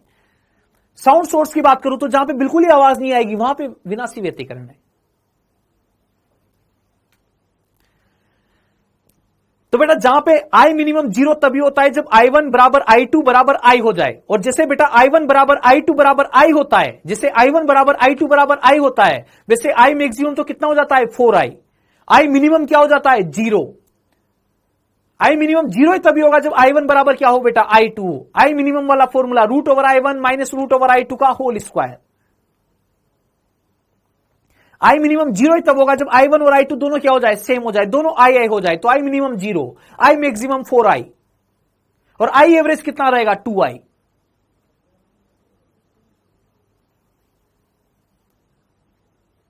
ए मैक्सिमम कितना हो जाएगा, 2A। ए मिनिमम कितना हो जाएगा, जीरो। आई मैक्सिमम कितना हो जाएगा, 4I। कुल मिला के याद रखना है I1 equal to I2 equal to I होना चाहिए, दोनों की तीव्रता समान हो और दोनों के आयाम क्या हो, समान हो, तो बेटा परफेक्ट इंटरफेरेंस होता है। मैंने सुनना मेरी बात को बेटा, सुनना मेरी बात को। मैंने स्टार्टिंग में जब स्टार्ट हुआ था टॉपिक तब मैंने तुमसे बोला था, मैंने एक लाइन अंडरलाइन करवाई थी कि आयाम का समान होना जरूरी नहीं है, आयाम का समान होना जरूरी नहीं है। आयाम अलग अलग हो तब भी व्यतिकरण तो हो जाएगा, लेकिन जब बेटा आयाम समान हो जाए, दोनों का आयाम भी समान हो जाए, तो व्यतिकरण और अच्छा होता है, और शानदार होता है, और सुंदर होता है। आयाम अलग अलग है तब भी व्यतिकरण हो रहा है, लेकिन तब ऑब्जर्व अच्छे से नहीं होता। लेकिन बेटा आयाम भी सेम हो जाए, दोनों का आयाम भी सेम हो जाए, तो आयाम सेम होना बेटा फेवरेबल कंडीशन होती है, इसेंशियल कंडीशन नहीं है, आवश्यक कंडीशन नहीं है बेटा, आवश्यक कंडीशन नहीं है, लेकिन अपने लिए अच्छा है, अपने लिए फ्रूटफुल कंडीशन है कि अगर आयाम भी सेम होता तो बेटा व्यतिकरण बहुत अच्छे से ऑब्जर्व होगा। दोनों की तीव्रता समान होना जरूरी नहीं होती, I1 बराबर I2 होना सेम नहीं होता व्यतिकरण के लिए, लेकिन I1 बराबर I2 हो जाए तो व्यतिकरण बहुत अच्छा होता है बेटा, बहुत अच्छा, बहुत सुंदर।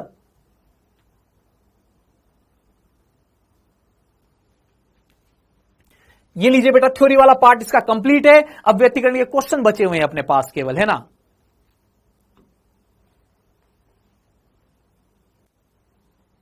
I max upon I minimum कितना दिया हुआ है, 36 अपॉन 25। I1 बाई I2 बताना है, A1 बाई A2 बताना है। खाली स्लाइड पे आ रहा हूं बेटा, खाली स्लाइड पे देखिए, I maximum upon I minimum क्या लिखा हुआ है बेटा, I maximum upon I minimum क्या लिखा हुआ है बेटा, 36 अपॉन 25 लिखा हुआ है। या तुमने क्वेश्चन भी कर चुके हो इसके पहले ही।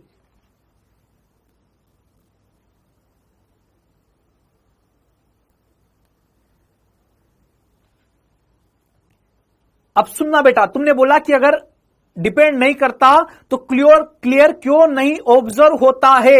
बेटा अपन जो देखते हैं ना, अपनी अपनी कानों से सुनते हैं। जैसे मैं रूम में घूम घूम के चेक करूं कि कहां पे साउंड ज्यादा है, कहां पे साउंड कम है, तो बेटा कानों को तो ऑब्जर्व तभी होगा ना जब आई मैक्सिमम और आई मिनिमम का डिफरेंस अच्छा खासा होना चाहिए। जितना ज्यादा अच्छा खासा डिफरेंस होगा बेटा, तभी ज्यादा उतना अच्छे से फील करेंगे कान। बताइए बेटा, I1 upon I2, I maximum upon I minimum की वैल्यू दी हुई है क्या बेटा, ये इसको ऐसे लिख दूं क्या, सुनना मेरी बात को, root over I1 plus root over I2 इसका whole square upon root over I1 minus root over I2 इसका होल स्क्वायर। इक्वल टू कितना बेटा 36/25। बेटा स्क्वायर रूट ले दूंगा क्या, और स्क्वायर रूट ले दूंगा तो कितना आ जाएगा बेटा, ये √I1 प्लस √I2 अपोन में क्या आएगा, √I1 minus √I2 equal to कितना आएगा बेटा 6/5। ये आएगा क्या, देखो इसके बाद बेटा क्रॉस मल्टीप्लाई कर दोगे क्या, क्रॉस मल्टीप्लाई कर दोगे क्या, इनको क्रॉस मल्टीप्लाई करोगे तो क्या आएगा 5√I1 प्लस क्या आएगा 5√I2। इस तरफ कितना आ जाएगा बेटा 6√I1 और इधर कितना आ जाएगा बेटा -6√I2। I1 को एक तरफ कर लो बेटा, I2 को एक तरफ कर लो। I1 को एक तरफ करूंगा तो √I1 बचेगा बेटा, और इस तरफ I2 को एक तरफ करूंगा तो कितना आएगा बेटा 11√I2 आएगा।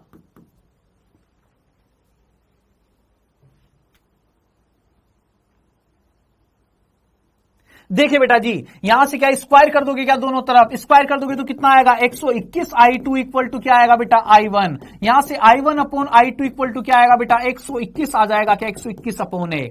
अच्छा बेटा I1 को अब A1 A2 पे जाना है, अब A1 A2 पे जाना है मुझे। अच्छा बेटा A1 A2 पे जाना है, A1 A2 पे जाना है तो बेटा क्या कर दूं, इसको ऐसे लिख दूं क्या, A1/A2, A1 का स्क्वायर अपॉन A2 का स्क्वायर इक्वल टू 121/1। यहां से A1/A2 कितना आ जाएगा बेटा 11/1 आ जाएगा क्या, बोलो।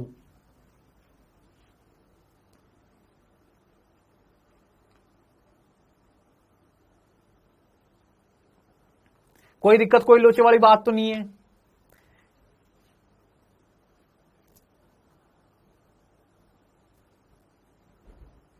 ये वाला क्वेश्चन है ना, फॉर्मूला है, फॉर्मूला डेराइव कर रखा है, तुम देख लेना इस वाले क्वेश्चन को, है ना, फॉर्मूला डेराइव कर रखा है, क्वेश्चन नहीं है, फॉर्मूले का डेरिवेशन है बेटा।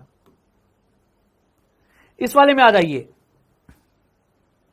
यदि दो तरंगों के आयाम A1 व A2, जहां पे A1 बराबर A2 बराबर A है, क्लियर लिख दिया है बेटा क्वेश्चन में, A1 बराबर A2 बराबर A है, तथा दोनों तरंगे बिंदु P पर मिल रही है बेटा, और बिंदु P पर इनका पथांतर कितना दिया हुआ है, देखो पथांतर दिया हुआ है क्या, के साथ आरोपित होती है, तो परिणामी तरंग का आयाम बताइए।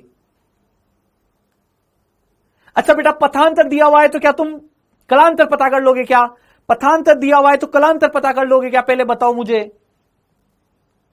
कितना दिया हुआ है बेटा पथांतर, λ/4 दिया हुआ है, तुम कलांतर पता कर लोगे क्या, बोलो बेटा। कलांतर का formula ΔΦ is equal to K multiplied by ΔX, ΔΦ is equal to 2π/λ multiplied by ΔX, और बेटा ΔX कितना दिया हुआ है, λ/4 दिया हुआ है, और बेटा अगर ये λ/4 दिया हुआ है तो ये कितना बचेगा, π/2 बचेगा, मतलब 90 डिग्री बचेगा बेटा, ΔΦ 90 डिग्री बचेगा, और बेटा ΔΦ 90 डिग्री बचेगा तो आई नेट का फॉर्मूला बोलो, ए नेट का, परिणामी आयाम पूछा है आपकी बात, परिणामी तीव्रता नहीं पूछी, तो परिणामी आयाम का फॉर्मूला लगा देंगे। ए नेट इज इक्वल टू क्या आएगा बेटा, √A1 square plus A2 square plus क्या आएगा 2A1 A2 और कोस ΔΦ, कोस ΔΦ की जगह क्या लिख दोगे, कोस π/2 लिख दोगे क्या बेटा, ये वाली टर्म तो जीरो हो जाएगी क्या बच्चा, जीरो हो जाएगी क्या ये वाली टर्म। अच्छा ये जीरो हो जाएगी तो ए नेट बराबर क्या बचेगा बेटा, ए नेट बराबर √A square plus A square, कितना आएगा बेटा √2A आ जाएगा क्या, बोलो।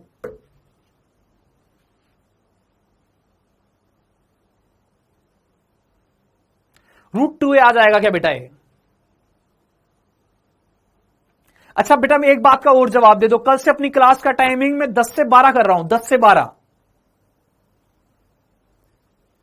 या मतलब 10:15 से 12, 10 या 10:15 10:30 इसके आसपास, किसी को कोई लोचे वाली बात तो नहीं है उसमें।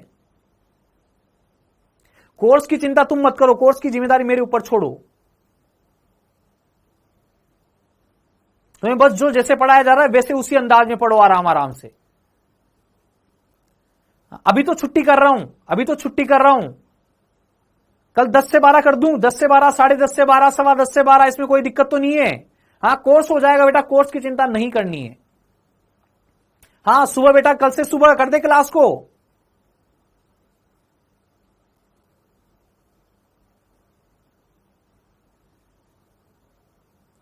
तो ठीक है बेटा, कल 10 बजे चेक कर लेना, है ना, 10 बजे से क्लास चल सकती है कल, 10 से 10:15 से या फिर 10:30 से।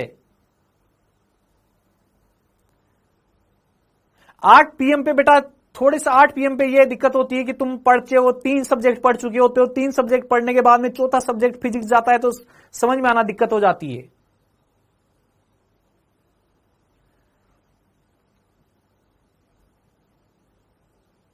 तो 12 के पहले खत्म कर देंगे, 12 के पहले खत्म कर देंगे बेटा, 12 के पहले खत्म कर देंगे, 12 के पहले खत्म कर देंगे क्लास को।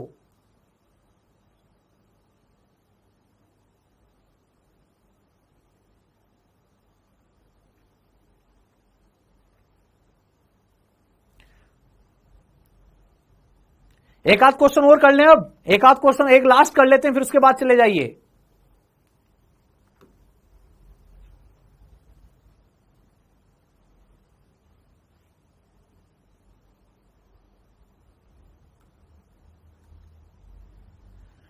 देखो बेटा, ये है इंटरफेरेंस का क्वेश्चन, जो एक्चुअल क्वेश्चन इंटरफेरेंस का बनता है, जो टफ टाइप का क्वेश्चन बनता है इंटरफेरेंस का, वो ये क्वेश्चन है बेटा, ये क्वेश्चन है वो। देखो देखो, मैंने बताया था तुम्हें, मैं 2 सोर्स के फोटो देगा तुम्हें, वो 2 सोर्स के फोटो देगा, 2 सोर्स के फोटो दिए हुए हैं क्या? देखो 2 सोर्स के फोटो दिए हुए हैं क्या बेटा? 2 सोर्स के फोटो दिए हुए हैं। टाइमिंग बेटा 10 या 10:30 के बीच में रहेगा, जब भी रहेगा 10, 10:15 या 10:30।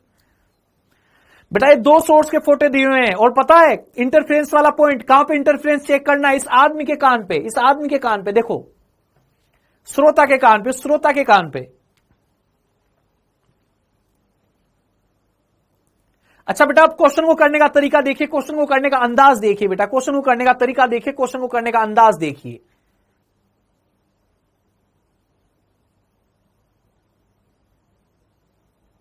बेटा ये दोनों सोर्स है, दोनों सोर्स से तरंग इसी जगह पे जानी, इस जगह पे जो व्यतिकरण हो रहा है, इस माध्यम के इस कण पे जो व्यतिकरण हो रहा है, उसके बारे में जानकारी चाहिए मुझे। बेटा यहां से जब तरंग जाएगी तो इस वाली तरंग को तो 4 मीटर चलना पड़ेगा। बेटा यहां पे पाइथागोरस लगा के तुम बताओ ये वाली लेंथ कितनी रहेगी, इस वाली तरंग को कितना चलना पड़ेगा? 5 मीटर चलना पड़ेगा, क्या बताओ? बेटा इस वाली को 4 चलना पड़ेगा, तो इसको कितना चलना पड़ेगा? 5 चलना पड़ेगा। क्या? पाइथागोरस अंकल, पाइथागोरस अंकल, √3 का स्क्वायर प्लस 4 का स्क्वायर बराबर 5। अच्छा बेटा, अब दोनों का पथांतर देखो, इसको कितना चलना पड़ा? 4। इसको कितना चलना पड़ा बेटा? 4 मीटर। इसको कितना चलना पड़ा बेटा? 5 मीटर। तो बेटा पथांतर कितने का है? 1 मीटर का पथांतर है। क्या डेल्टा एक्स बराबर 1 मीटर है? क्या बेटा डेल्टा एक्स बराबर 1 मीटर है? क्या देखो,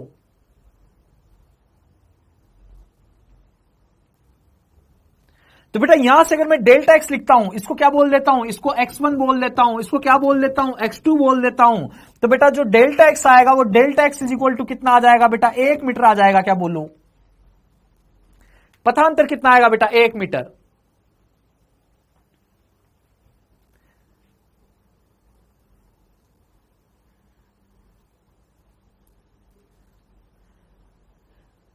अच्छा बेटा डेल्टा एक्स 1 मीटर हो गया, तो डेल्टा एक्स 1 मीटर हो गया, और मेरे से बोला जा रहा है, सुनना मेरी बात को, देखो वो आवर्तियां वो ज्ञात कीजिए कि किन आवर्तियों के लिए श्रोता न्यूनतम संकेत सुनेगा। किन आवर्तियों के लिए श्रोता न्यूनतम संकेत सुनेगा? न्यूनतम संकेत का मतलब विनाशी व्यतिकरण की बात कर रहा है, विनाशी व्यतिकरण। और बेटा विनाशी व्यतिकरण की कंडीशन याद है क्या तुम्हें? विनाशी व्यतिकरण पाथ डिफरेंस कितने पे आता था? λ/2, 3λ/2, 5λ/2, 7λ/2, 2n+1 λ/2।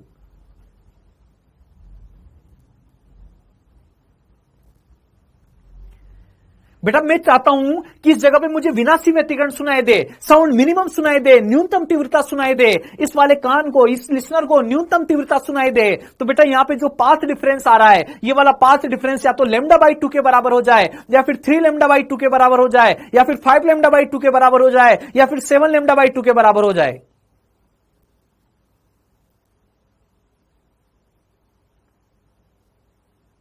अगर मैं चाहता हूं कि इस जगह पे कान को, जो कान पे जहां पे ध्वनि पहुंच रही है बेटा, वहां पे आवाज क्या है? न्यूनतम आए, वहां पे विनाशी व्यतिकरण वाली स्थिति बने, तो बेटा जो पाथ डिफरेंस है, उस जगह पर पहुंचते पहुंचते जो पाथ डिफरेंस है, वो पाथ डिफरेंस बेटा किसके बराबर रहा होगा? या तो λ/2 के बराबर रहा होगा, तब मिनिमा बनेगा, तब न्यूनतम आवृत्ति आएगी, या फिर 3λ/2 बनेगा तब भी न्यूनतम आवृत्ति आएगी, या फिर 5λ/2 बनेगा तब भी न्यूनतम आवृत्ति आएगी, न्यूनतम तीव्रता आएगी।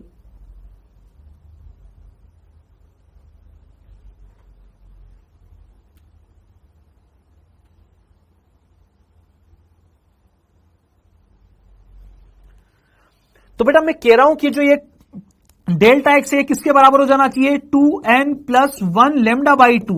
ऐसा क्यों बेटा? क्योंकि मैं चाहता हूं कि यहां पर क्या हो? विनाशी हो। कौन सा व्यतिकरण हो बेटा? विनाशी व्यतिकरण। तो ये इक्वल टू क्या आ जाना चाहिए बेटा? 1 आ जाना चाहिए। देखिए बेटा लेकिन बेटा उसने मेरे से पॉसिबल लेमडाज नहीं पूछे, उसने पॉसिबल लेमडाज नहीं पूछे। लेमडा पूछे होते तो मैं यहां एन की वैल्यू लिखना स्टार्ट कर देता, एन बराबर 0, एन बराबर 1, एन बराबर 2, लेमडा की अलग अलग बहुत सारी वैल्यू आ जाती। उसने बेटा लेमडा नहीं पूछ के क्या पूछा है, फ्रीक्वेंसी पूछा है। क्या पूछा है बेटा, फ्रीक्वेंसी पूछा है।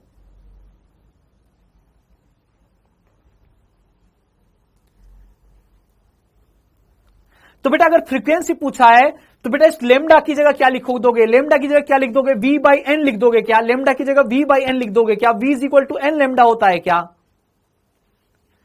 v इज इक्वल टू क्या होता है बेटा, एन लेमडा।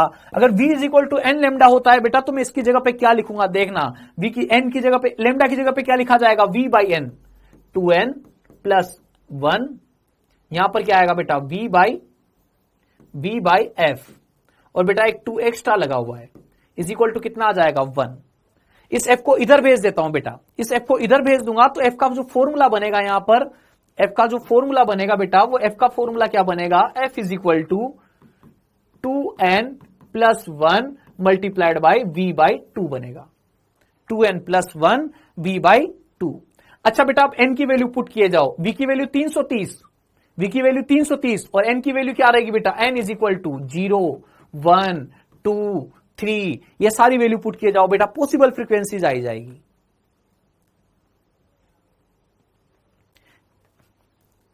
ठीक है बेटा जी, इसका सॉल्यूशन आगे वाले पेज में हो रखा होगा, ये वैल्यू जैसे पुट कर रखी है वो दिख जाएगी तुम्हें, है ना, यहां तक क्वेश्चन खत्म है, ये n is equal to 0, 1, 2, 3 put करना है। ठीक है, आज के लिए बहुत इतना, tata bye bye, see you tomorrow, कल से 10 बजे का टाइमिंग का ध्यान रखना बेटा, है ना। ओके बेटा जी, बाय, टाटा।